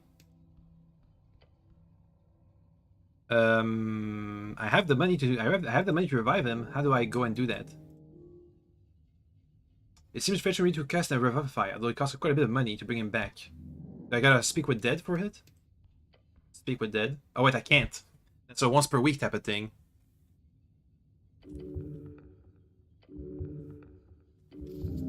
Do I have to talk with Viskin? Let's see.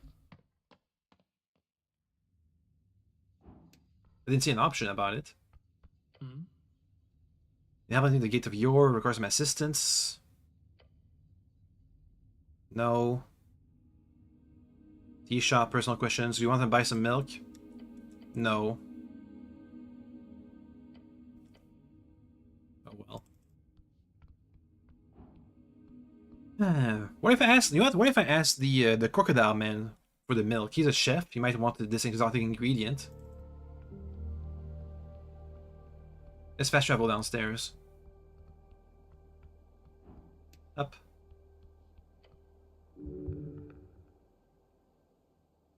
Go to the city below. Boop.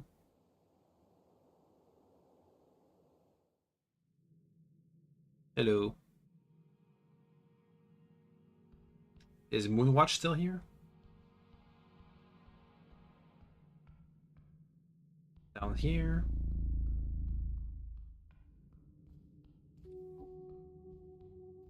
Hey, I hit the guy for you.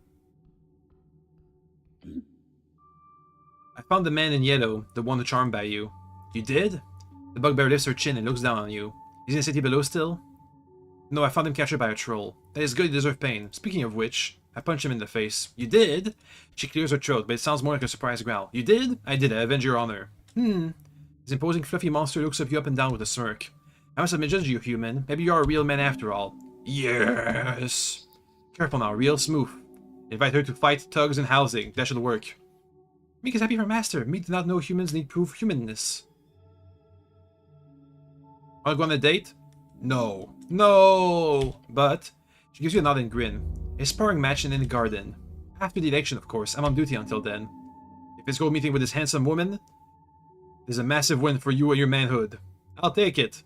Good. We will seek time later. I killed a troll. A troll?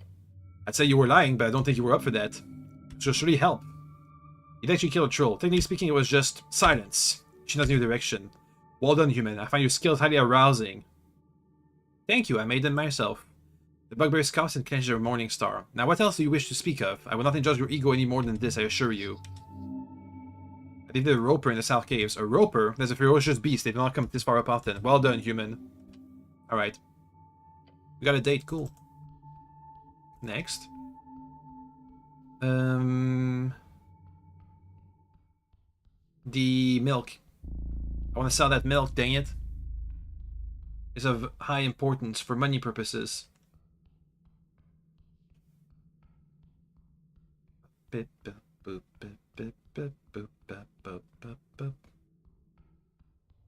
Heyo.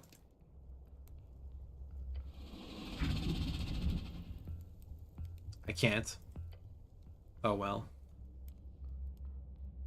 Maybe Darrow? Though I haven't been able to meet with him ever since we didn't swear an oath in the first meeting.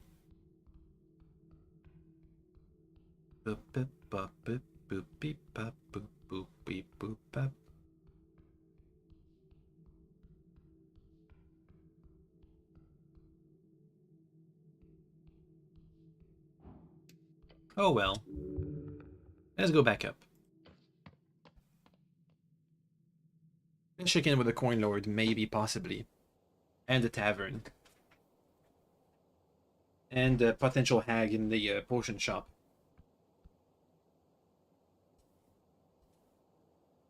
It's gonna have to be after midnight, though.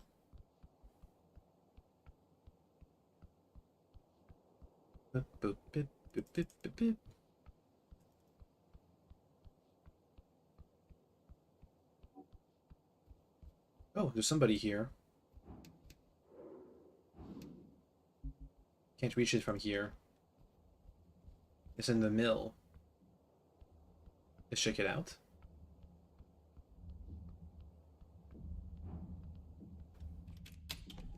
Over here. You guys are still here? Hello. Huh. There's some questions. You like milk, kid? That's why I asked yes, I guess. Because they want to hear any one of you partake in the glory of milk drinking. Don't look at me. No. I dabble. I offer you this one opportunity. One bottle of milk for 2,000 crowns. No thank you.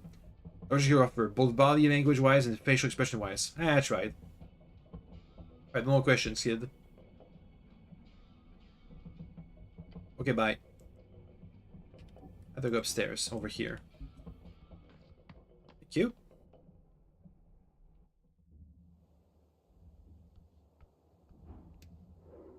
Arnesk Kiosk Kid. He's here. True neutral. You raised to his fear. The kid doesn't want to end up like his old man, forgotten by time and space in the city. Huh? The scrawny kid sits alone on the roof of the roller mill. He jumps as he notices your approach. Hey, I'm allowed to be up here. He's taking a stand, proud of him. The boy doesn't actually know if it's illegal to sit here. Just stare at him. I'm allowed to be here. Stare at him. I'm sure I'm allowed to be here, like, actually. Relax, I'm just seeing what you're up to. No. His body language goes from flight to flight to I guess I'm not going to die tonight. I just come here sometimes after work to think. Glance at Snell. He shrugs. Just follow your heart. You like working at the kiosk? Yeah, it's good. To not talk to you, steering the conversation to Noel. Wants to be left alone. Perhaps you should nudge him? Do your parents know you're out this late? Here's a kind of the horizon. No. Boys like him should stay at home. He could easily be picked up by the wrong crowd. Neither of them are around. An orphanage is neglected. They're not around, huh? Mom's gone. Dad's dead. It's awful. A child left alone in the world without guidance. This is the kind of boy that should be swooped in by Earth's grace. What do I say now? Look at the horizon. Doesn't say anything. Sit down next to him. Good rotation. Perfect positioning is ideal in situations like this. You could just look at him instead. No. You will feel threatened in that case. Oh, that might make sense. He didn't seem to react at first. Then he says, I don't think about it a lot. I mostly just go to school in the kiosk. Work and study. Good and honorable. Keeping his mind off of things is understandable. Sympathize. I don't even know why we had advantage for that, but whatever. You know what to say, do I? You have to tell him. Not that. Sorry, but you have to. Tell him about his dad. So here's the thing. My dad was crushed by a troll. He looks at you with wide eyes. What? The smell was awful. Loud. He told me to run, but I was little. I stood and watched. I remember it. Just 30 feet down the lane. There was a troll in Norvik? Almost. We lived in the hills. I went on a rampage through the village. 10 men died that day. My dad was number 8 on the official list. It's not nice, you know, not having a dad. I heard it's not always great to have one either. Not always. He speaks with pain. I just want to say, he goes across the river for once. You're not alone, Arn. It hurts differently for everyone, but you're not alone. Thanks, Cleric. I mean, I'm really not alone. I've got my brother. There's hope in his eyes when he says that. You wish you had a brother. He gets up from the roof tiles. I should get home, but yeah, thanks. He gives you a nod. Then he walks away. I don't know if that made a difference or just got him confused, but good job. I do my best, Nell. I do my best. You do. Yes, you do. Okay. I'm still not sure about Queen Lord Darrow. Let's try and have a look. So we fell with the milk, once again. I'm trying to pass it down until midnight crosses the threshold. I'm kind of running out of things to do.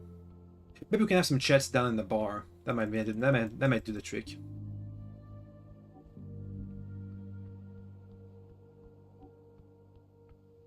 Can have Mage Hand pick up all these things. Can climb the branches. I can do a speak with plants. I need to prepare it. The shrine. Prepare spells. We got 11 spells to prepare.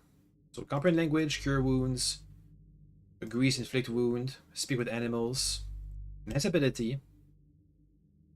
Speak with dead, speak with plants is a level 3 spell. Reserve mantle, knock. That's a lot of spells we can prepare. Did alignment, good apple, shield of faith, dark skin. Okay, well we got some 3rd level spell slots, so that's fine. Let's speak with these plants.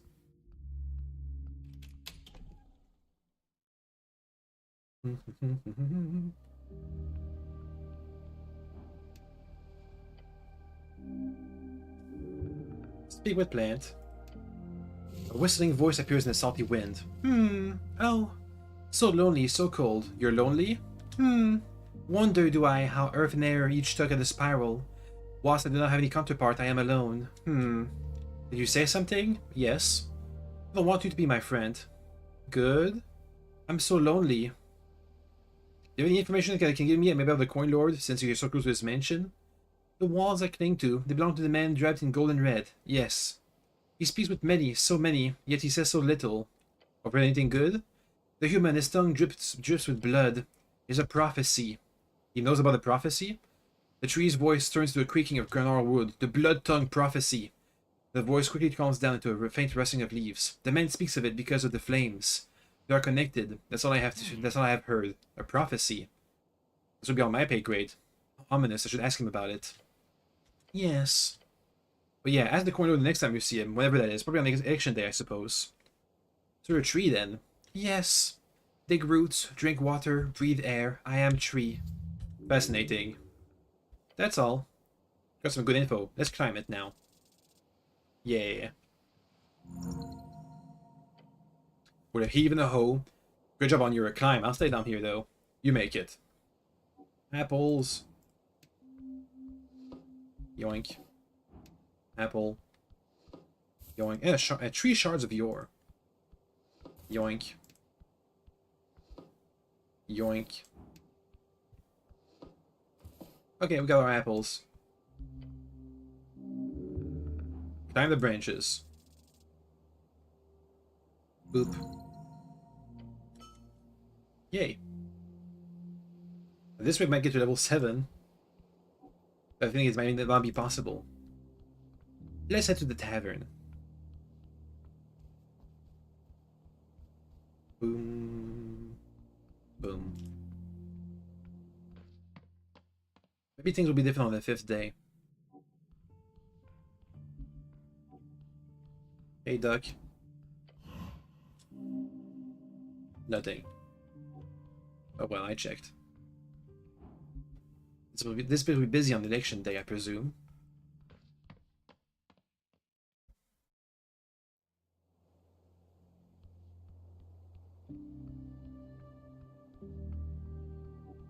We never really got to speak with the seagull. Oh well. Oh, there's a tree down here we can speak to. I presume we can speak to. Yo.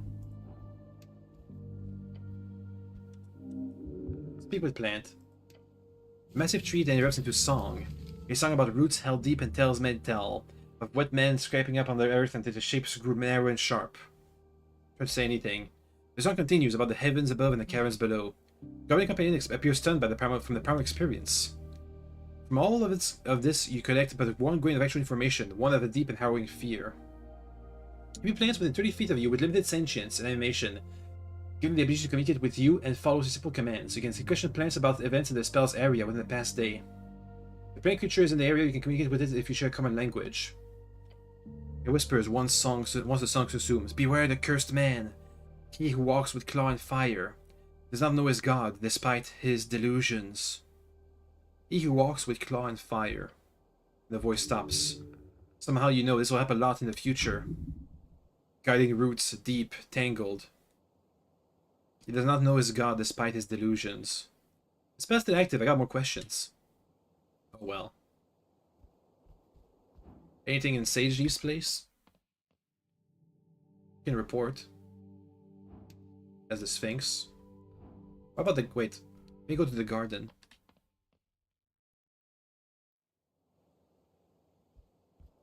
Soon it'll be past midnight and we'll be able to talk with a potion vendor. Which I presume is a hag, because we've been told that hags make potions. And it's quite popular here in Norvik. Then we can ask them about the hag that was at the tea shop. Hey Nessun. I got all the spells. I'm a druid now, I guess. Human? Nothing. I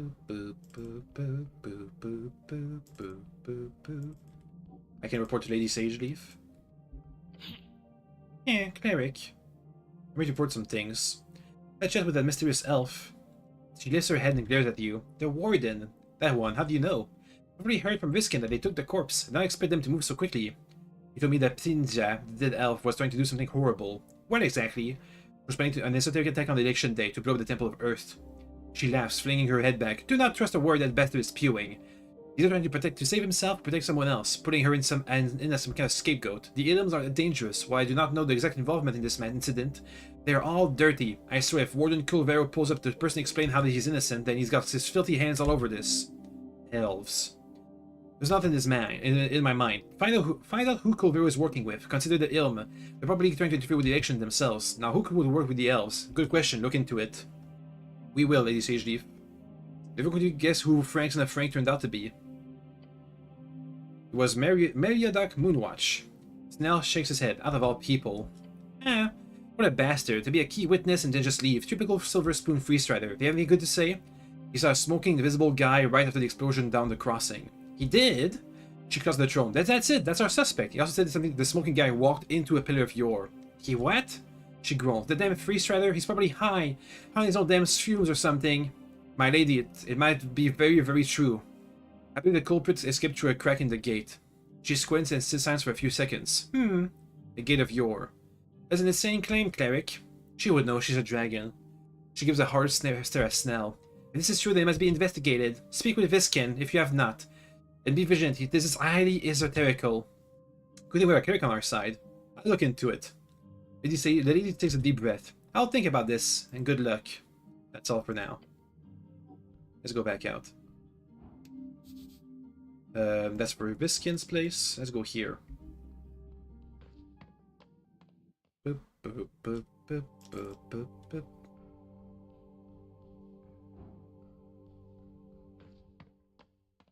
Okay. We can talk with a couple more people now. Almost everybody's here, look at that. It's me and the boys. Decent roll. Talk with them. Oh. You know. There's the mining dwarf back there. You approach the dwarves and as they're good to every third word. Edborglit path yeah. Listen in. Death, absolute, full steady tragedy. He slams his fist into the table. Oh, Alphas. Oh, Alphas. He points to you. Athos turns around. Oh, he laughs. What are you gonna do, Mr. Cityman? Cast mass torsion on us? Smee's face goes completely pale, along with each of the other male dwarves around the table. Well, the female dwarf at the far end of the table calmly sips from her cup. She ignored this whole event. Athos is very, very drunk. This dwarf can take a lot, but clearly he's drinking far too much. This is why a sober lifestyle is preferable, even among non-clerics. Raise your hand if you insist. Smee gets up from his chair so fast it falls to the ground.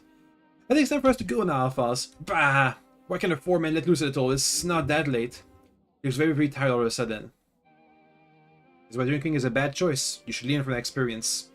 The dwarf glares at you, his eye on focus and his legs wobbling. Alphas raises a hand and places it on your shoulder as well. His lip pouts, and his brows narrow. A kiss? He leans forward and whispers in one way to you. No. Testament of a drunkard. Smee steps in and grabs his boss. Sorry, Cleric. I'll get him back to the apartment, I mean headquarters. What? Is it time already? Alpha seems to relax once his brother steadies him by the arm. As they stumble away, you hear him gutter. Adgal will be good, proud of you, Smee. A good worker, that's what you are. Good handling of that, Cleric. The dwarves keep drinking, not reacting too much to the foreman's outburst, but it's become an occurrence. What about the kids down here? An angel, really? She wasn't weird. She had eyes, like her glowing eyes, but actual eyes. And she wasn't floating? She wasn't floating, not always. So she could float. She talked to you? Yeah. Why? It's a good question, Stan. Actually, what would you even think about like with celestials? Keep listening. Yankee boy snaps his fingers and a bit of spark appear. Let me start from the beginning, okay? That was the palace around those fancy mansion apartments. Before you ask, my great aunt lives there. Right, she was the old lady who was the newspaper. I read about that. She lived with the mimics for a whole year, didn't she? Yeah. I'm gonna cut in here. Oh, hello, Cleric, sir. Jill wrote, realizing you've been standing there for quite some time. Hey, actually, I'm not drinking. Drinking is not allowed. What about the Celestial? The Yankee kid shakes his head. No, nothing. I was just looking around. Don't worry, kid. Cross-folk attraction is very valid in the progressivity of Norvik. Don't be ashamed of your interest. The Yankee kid looks distraught. I'm not. She looks like a human, okay? I'm not weird. The goblin companion hides his face inside of his palm. It's not the glow and the floating. It's about 90% that is just, you know, hot girl. 90%. Oh god, this fucking kid. Angel not so different from us. Have you ever met one? They're like intangible horrors. He sighs. Okay, I'm sorry, Nis. I don't mean to be like that. I'm just saying they shouldn't obsess over some girl, an angel or not, that you don't even know. You mean like you used to do over Melissa? Those eyes show wide open. Daggers aimed at Stan's unflinching, naive smile. Excuse me, what? Lisa says with a big smile, giving Rolo a double take. We used to write letters to Melissa back in school, I remember that. Debate letters. She infuriates me, and I'm in ideological combat with her, nothing else. So dramatic, you love it. He looks over to you and adjusts his overalls. I just want to keep the record straight, Cleric. They're just trying to mess with me. I'm not. That's not a thing. Unbelievable. You guys just sit here gossiping about the girls all night, do you? And that's not what. The Yankee kid started wheezing in laughter. Was that supposed to be a secret? Don't worry about it, Stan. World turns back to you. Can we talk about literally anything else, please? Are you drinking? Oh god, not this again. We're in a tavern. We have crowns. Stan Buskin starts looking around like a lost child. Then he continues over to Tully and Tully asks, "We're allowed to drink, right?" Tully nods and gives an okay sign. The cutoff is age is 16, isn't it? Don't worry, I'm cool. Is it? It is. What are you gonna do? Throw us out? The boys laugh nervously. Earth did make sure anyone 16 or older to be allowed to be served alcohol in any establishment in Norvik. Originally, he wanted to make a full-on ban, however, for obvious reasons. I'm cool. I have some personal questions. Personal? Can we do it in like a rapid fire fashion? I kind of want to get back to having fun. Okay, rapid fire. Where'd you live? Around? Northern housing. I live in the flip. Our landlord success. We already asked all of that. Any dirt on the rig spitter? Dirt?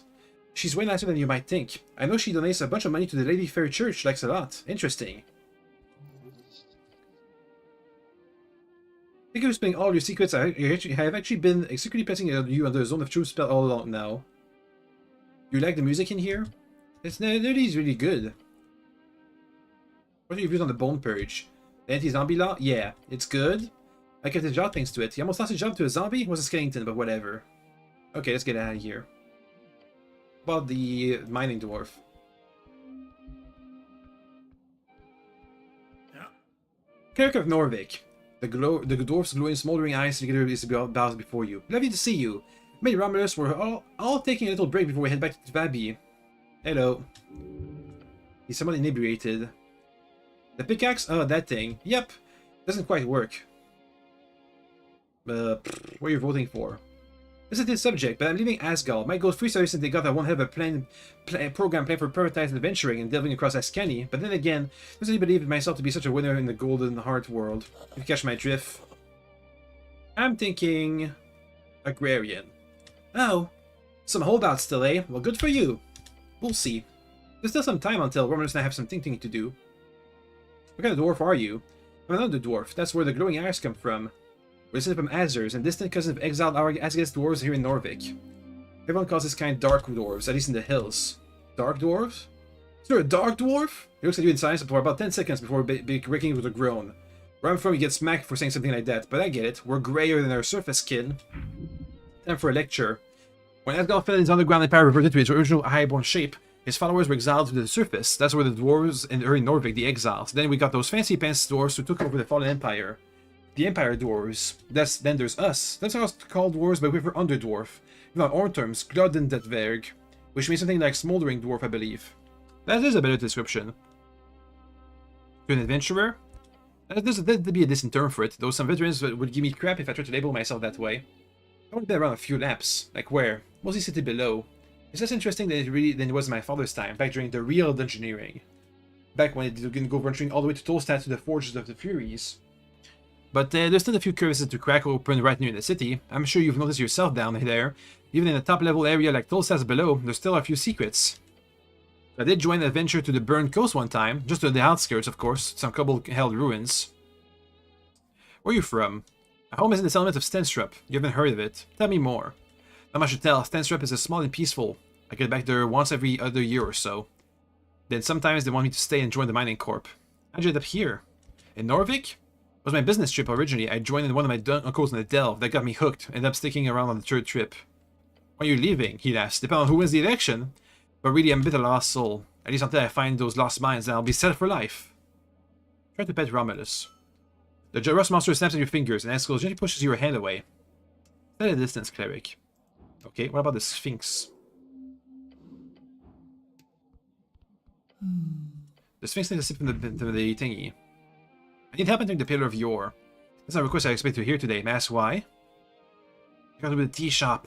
I see. How mysterious. The Sphinx ponders your request while sipping on her wine. It's no small request, Cleric. Tell you what. Complete the first riddle, the difficult one, and perhaps I'll consider it. She smiles. Tell me the riddle again. Within the arcane flare, twin tongues of flame that scourge the air. Burrow deep within the earth, a primal string to show your worth. Folks and gods in trotting herds, and man divine alone howls his words. I think we've done 2 of the 3. Folks and gods in thronging herds, and man divine alone howls his words. Found within the arcane flare, twin tongues of flame that scourge the air. Burrow deep within the earth, a primal string to show your worth. I think we've done these 2. Folks and gods in thronging herds, a man divine alone howls his words. That might be due to the election. I might have to show up on the election temple day and do something divine. So I think we've done 2 of the 3 ones. Or maybe we've already done the riddle. It's hard to say. Let's jump down the well. Jump down. Jump. Excuse you? You're doing to do what? I'm jumping down the well. You say that as if it's somehow a good idea. Just jump. Snell grabs you. No! That's bad, Cleric! But Snell, I wanted to jump down. Not on my watch. Well, dice from rapid fucking dungeon descension. Do it on your own time, asshole. You have to come back without Snell if you wish to reach the below. You know you can do it. Meh. Snell, it's time to part our ways for the night. I don't think so. Just for now, I've got stuff to handle solo. And I'll what? Go stand around the garden till you come pick me up? It's nighttime, it's midnight. That'd be great, it won't be long. I've been assigned by DCG yourself to watch over these proceedings. The Halfway Tribes has a interest in keeping these streets safe, and she absolutely does not trust you to handle this yourself. But if you're insisting on it, I'll come pick you up later, okay? He leaves. Okay, time to jump. Let me cast Bark Skin first. Boop. That might help. Okay, jump. I'm jumping down the well. Just jump. You take a step up to the edge. This way is to dungeon. Make his little homesick. This is nice. Then, you drop into the darkness. For several seconds, you feel nothing but soaring air through the uniform and helmet. As the extreme tingling sensation fills your senses, the sense of falling. Instead of violent end, you hit the ground. Ouch. A cracking of bones. Barkskin resists 12 damage. Nice. You lie in the dark. Yeah. Where did we end up? Okay, the secret zone. Oh, we're back here? That's a new access point, at least. Hey. Is he gonna open up a one-way door? Shard of Yore. Yoink. It's an awfully ominous hallway. It's fine. Oh, hey, look at that. Shard. That's all new stuff. Never been here before. The well gives. Ah, the 5th rat! We got it! We got all 5 rats. We did it. Shard. Yoink. A corpse. A dead fighter, clearly drowned. Only bits are sticking up. A supreme healing potion. His skull looks goblinish. Let me cast Druidcraft. Anything in here? From Druidcraft? No? One-way door. Open up, please. Thank you. There's another shard. Yoink. This house is alive. I can see the hand. Okay, Goblin skull. You kneel down to examine the skeletal remains. Goblin, old, very old. Speak with dead. Boop. You finish casting the spell and the skull begins to rattle. The jaw twitches, opens, closes. A dry, rasping breath that isn't breath. It is ready. The voice is thin, fragile, like wind through the dead leaves. Can you speak Dominorian? A pause. The skull tilts slightly. To take that from me. I speak the tongue of the Slayer. The words drip with old bitterness. I got 5 questions. How did you die? Just go silent for a moment. Bass? I'm not dead. I'm resting before the final stretch. He doesn't know. Okay. What are we doing down here? Agatha, escaping. The city above, the temple, the destruction. They take our name, our tongue, our gods. I refuse to go to their schools. I will flee to the Undercoat Pass. What's your name? Shadow's son. A name from before the integration, when goblins still had their own names. One last question.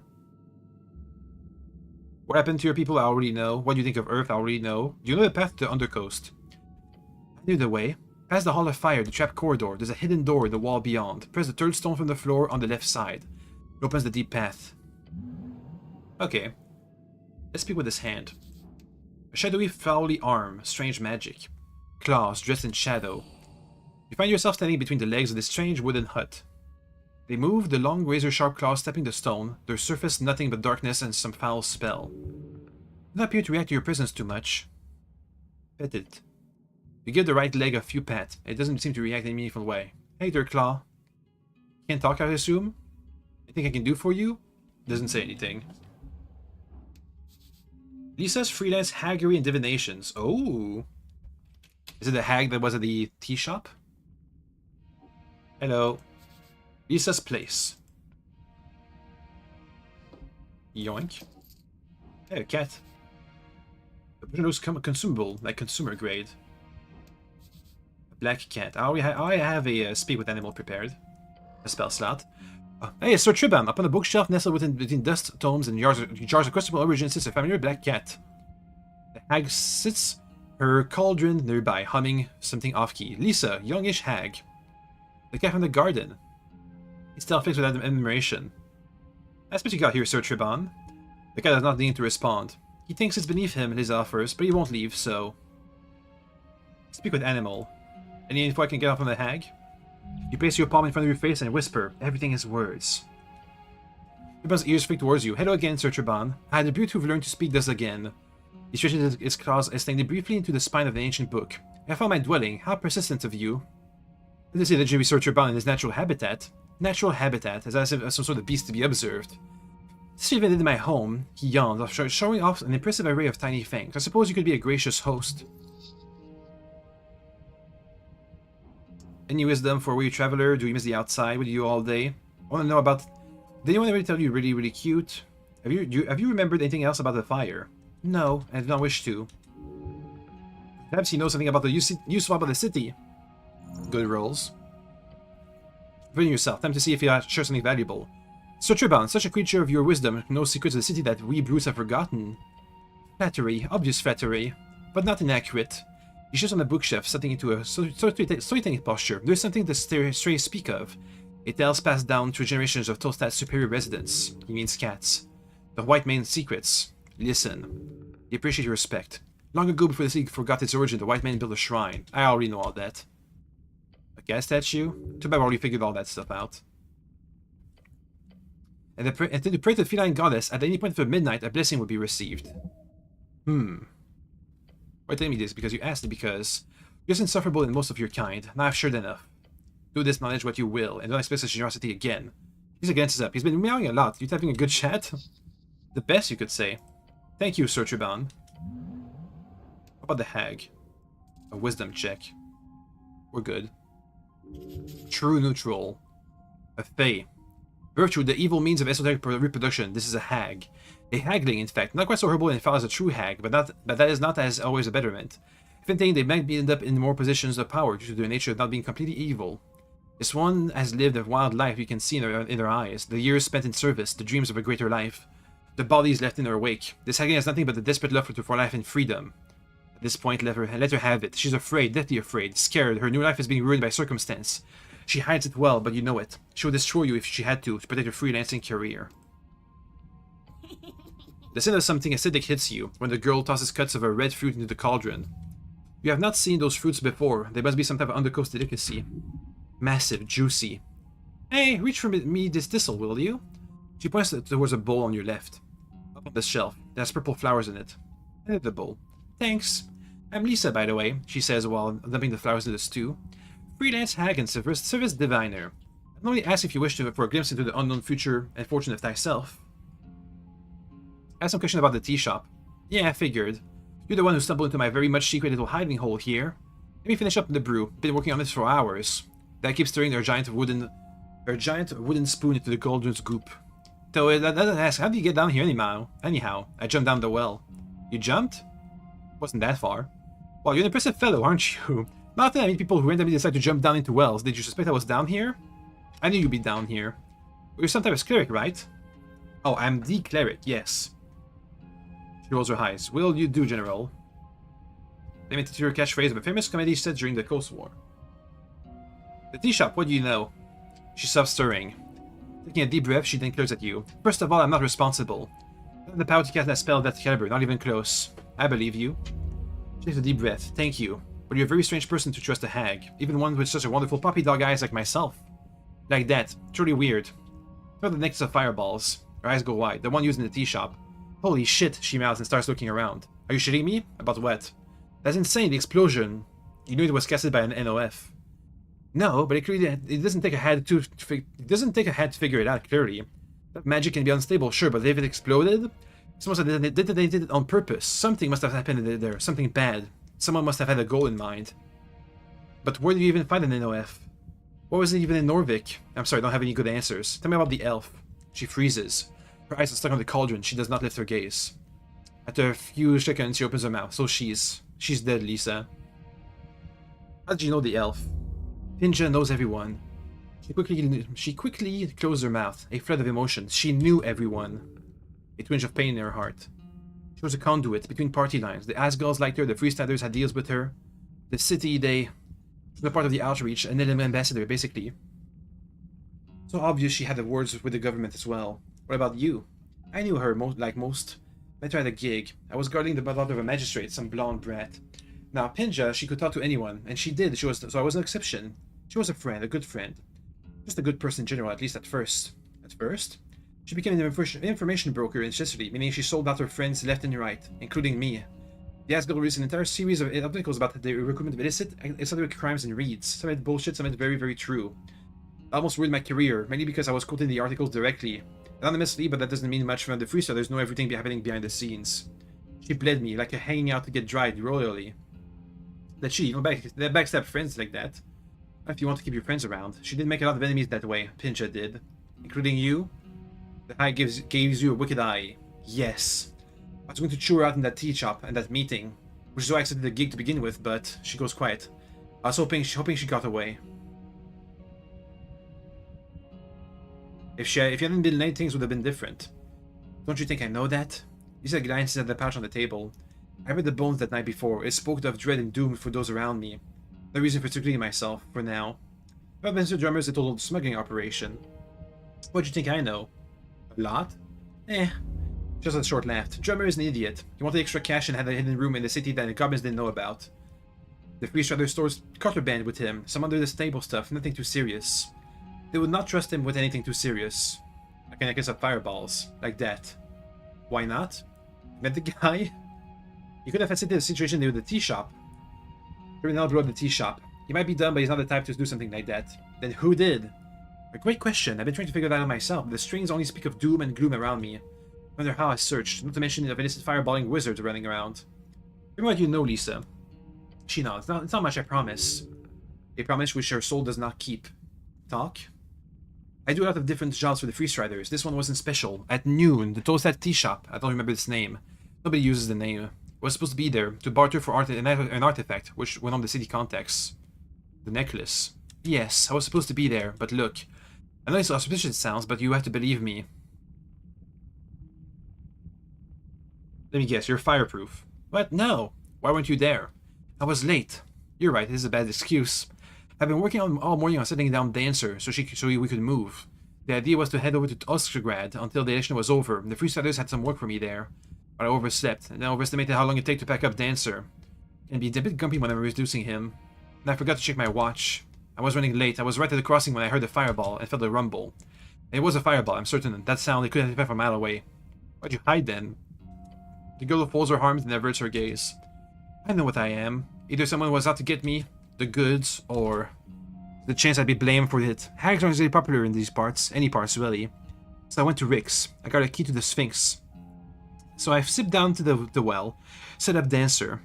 I figured I'd just hang down here for a while until it blew all over. For the first time I've gone to hiding, mind you. You do realize how? Yeah, it's suspicious as all hell. I'm a clear suspect, but I'm telling you I didn't do it. You can feel the age vanishing from her as she pleads with you. This is no hag, it's about a young girl caught in trouble. I was supposed to die there and then, for some reason I didn't. Have you looked into why? Of course, the haggling sighs dramatically over her brew. The strings show nothing but visions of smoke and iron in that tea shop. The one thing that shows me is that you will believe me. I will? Because you know I don't have any goddamn reason to blow up that tea shop, and whoever did is still out there. So you can take it or leave it. I guess I believe you because I know who did it. Thank you, and the haggling gets sort of grown, the type that makes her appear more like an annoyed teenager than an ancient, wise fey being. Ask whatever you must, I'll tell you everything I know. I did not blow up the tea shop. I got some other questions. Answer them truthfully. You believe her. You cannot believe her.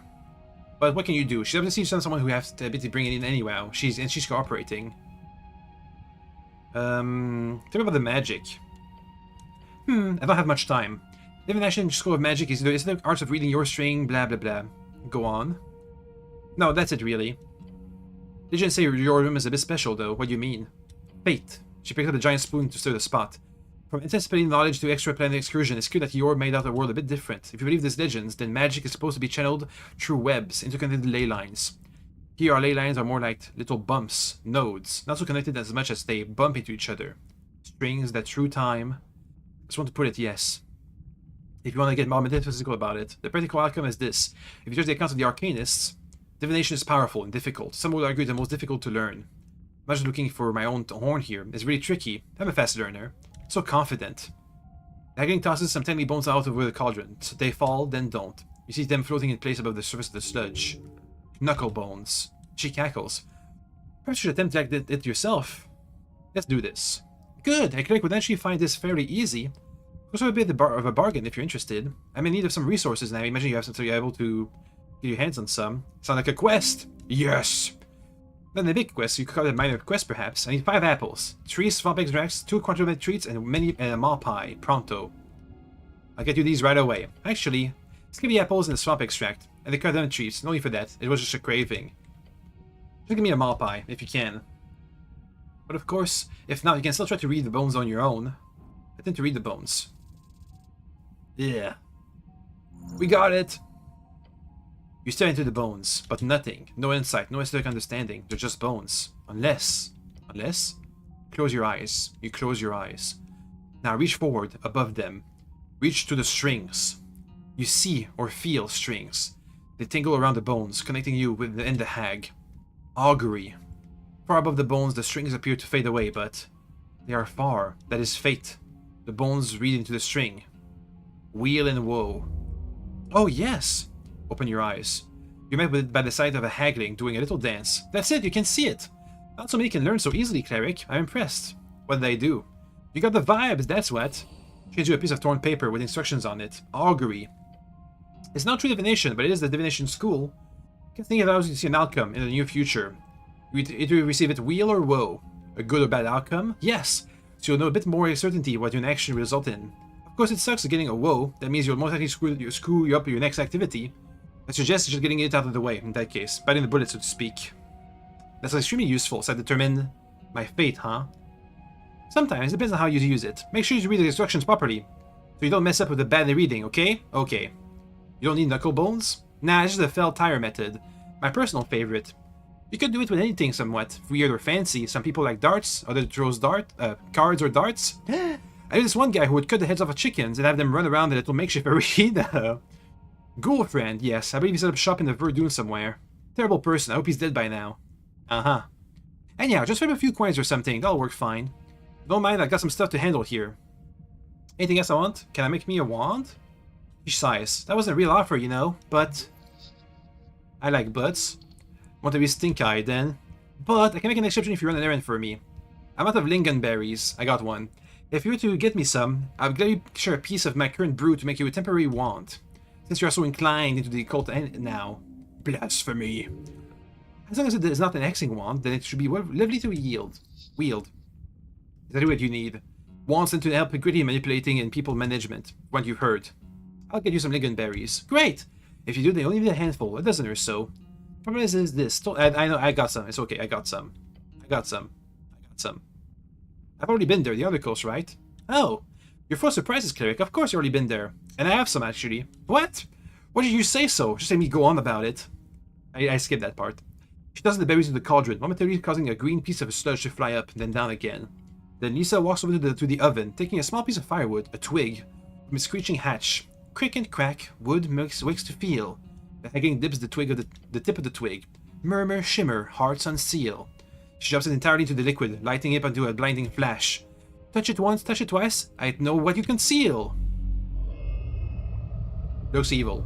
Kind of. It's purple, huh? It's... grab it. An intense esoteric aura, the wand of empathy. There we go. Goosebumps. You can already feel like it grants you insight. Exactly what you need, to make people smile. Lisa gives you one of her biggest cackles yet. Yeah, haha, one of my best yet. Only a minor one, of course, but considering I pulled that out of my ass, you should be very happy with the result. I'm very happy, thank you. You're welcome, etc, etc. Now go enjoy your little toy, Cleric, unless you want to become a hag or something. I could become a hag? No, that was a joke. If you didn't have so much penis, no grown person has ever become a hag. A good stable hag, at least. I guess so. It's really not that complicated. Nothing else.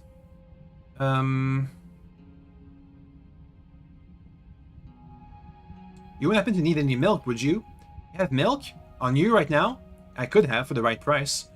Sheens in over the cauldron. And what price would that be? 2,000 crowns. Fuck off. So no deal?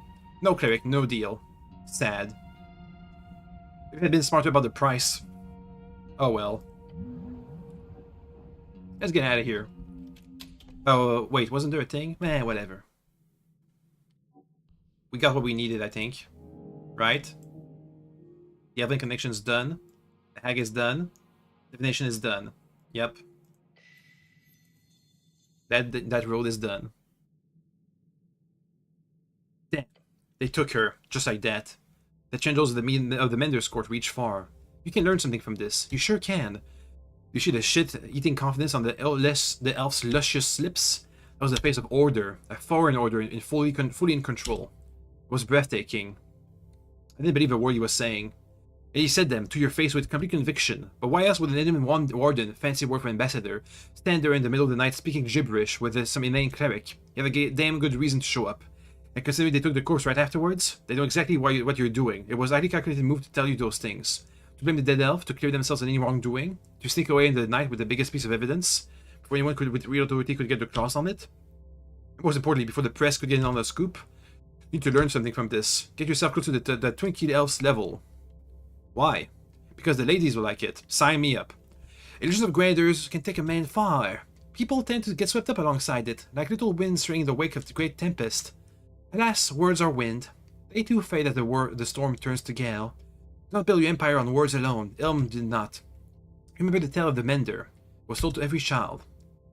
There have been 3 adaptations running on the stage sheet over the years. It's like one of the classics. The semester preamble, you have more or less memorized it. Go ahead. The Elm Empire has always been an ominous presence as Ascani. She was one of the early walking gods, born in the early tidings of the Divine Era. She reigned in isolation for a long time. During the Arcane Era, she used her realm as a wall, one of the few powers which resisted and repelled any Dimnorian influence. Ascani remained wild for many reasons. One of them was the ever-present and self-sustaining Elven Empire in the living forests. Their stasis changed during the Coast War, first by growing tensions on the border. They ended up so occupied defending their lands to the east that they did not even intervene when a band of human refugees settled in the troll-infested ruin of the coast. Yeah, they usually have a player chanting those details up before the show starts. Now this is where the tale begins. Listen to the tale of Ilm. We call style the tale of Ilm the Mender, a great shaman of the wild who in divine ascension did bind Tascani's elven kind. To Norvig she came, emerged upon its streets, scarce year past the conquest's end. In shadow wrought, she spells upon each warrior of Pepes, drawing them to earth's in Irankus of iron. Their eyes bewitched and bright with zeal beheld her form in twitching mass of bark and gnarled root. Their earth did meet her on the steps, a primal force meeting as a bulwark. Seconds for war, minutes for passion, wars they shared, looks exchange. The elf god asked but for one question as she broke the spell upon the great swords of the city. Is it permitted in a goodsman quest? Thus ends the tale of Ilm the Mender. For earth did stay in her warmth for mortal men. In years she's since past the elven god hath faded, yet questions linger still within the palace airs, the streets, the coast. If thou know the answer, hold thy tongue and speak it not. For what that beguiling nymph may yet watch, her roots do linger still. What a story. A real classic, but yeah, this is one of the abridged kids version, of course. The one that stuck with you. Not to think about it. The dead elf, this Pinja, she played them all. This not dead elf, the warden. He's clearly a professional bullshitter. They're both master manipulators in their own right. Just excellent work. Learn from it. Build up a beautiful lie on that probably pretty face of yours, then you can take over the... Remember where you came from. A long line of empire, an imperial dream. Learn from the mistakes. You may... You do realize they're immortal, right? Or they're supposed to be. That's what sets them apart. Keep that in mind. Their bastards are way too slow to adapt. Whether it's millennial sphinx or an anticipalian celestial just an elf, they've all got the weakness of fragile immortality. If you die, you lose. What? A couple decades at worst, they lose infinity. Fragile immortality. A weakness. That's what you should learn from them. Think about that weakness. Use the advantage. Keep rolling the die. Removes death saving throws. Whenever you're at above 1 HP take damage, you go to 1 HP. If you take any damage at 1, you die. Meh. I prefer death saving throws. Tell me more about the Imperial Dream. Domination begins in the mind. You're above them all. While speaking with someone with less intelligence, gain extra proficiency. Beautiful lie. While you're at full health and at 0 exhaustion, you gain advantage on all D20. That's good. All D20 advantage. Look at that, we're almost level 7. Okay, let's get out of here and go and rest. I think we've did what we came to do. We don't need to go to the potion seller. We found the hag. Down the well. I didn't go to the gate, the door. I might end the stream once we go to sleep. I'm getting a bit tired. And I'm not sure if we've managed to get the Sphinx's riddle done or not. But I feel like I have everything I need for that. A dream patch. Good.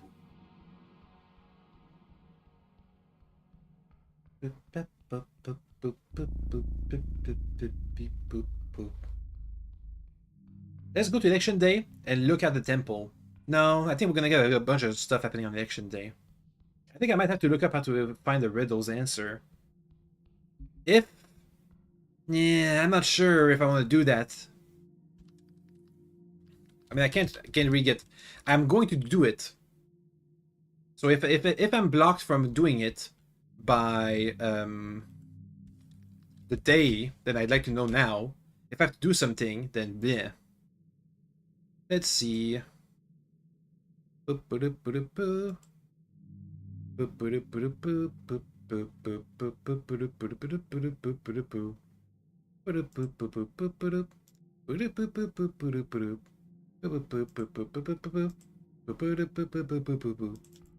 Okay, we have to cast 2 cantrips. That's enough clues for me.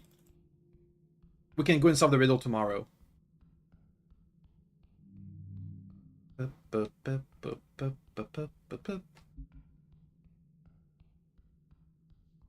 Okay. Let's go and sleep. We'll do this tomorrow. I feel like we have enough cantrips to solve this riddle. Travel to Tolstad. So Arcane. It might be Dancing Light, it might be Mage Hand. I'll try them both. Then Primal, obviously Druidcraft, and then Divine. It said Word, so maybe Dialogue, or maybe Thaumaturgy.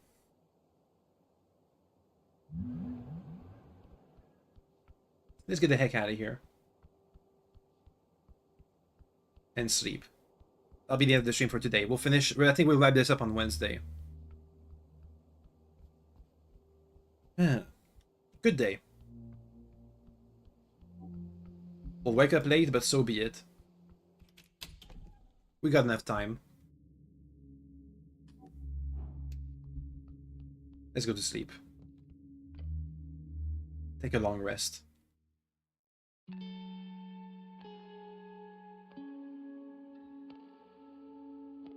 Close your eyes to begin this desperate plea for sleep. The strings you follow, all are tangled around this endless pillar spiked through the pillar of the city. The Pillar of Eternity, sorry. Those papers will make history. You won't be part of it, of course, but those kids will change the city for the better. Oh yeah, we did that. I think we did that on this day. At the very least, they'll make some wonderful noise before the Freestriders stomp them out. Right before the election. Finally, to enter the pillar, you must perform a most challenging esoteric task. Travel to the beyond. There are many esoteric beings on Tolstad. Some of them are already known to you. One of them will surely assist you. The Sphinx, I think. Is this your last night on Tolstad? Is this your last night alive? If I never return from the beyond? At the sunrise over the ability, you know one thing is true. It's time to enter the pillar. The time has come. Next time! Let me just wake up to make sure that we have a good save file. Day 5, March 26th, 27 PE. 1 day remaining. Our last day to finish this. The final day. Everything ends today. Or begins, depending on your perspective. Depending on which party wins this foolish democratic process. Start your day. Hey, Theo, any conversation before we leave? Cleric. Nothing. Alright, let's stop here for now. See you guys on Wednesday for the finale. Okay, bye.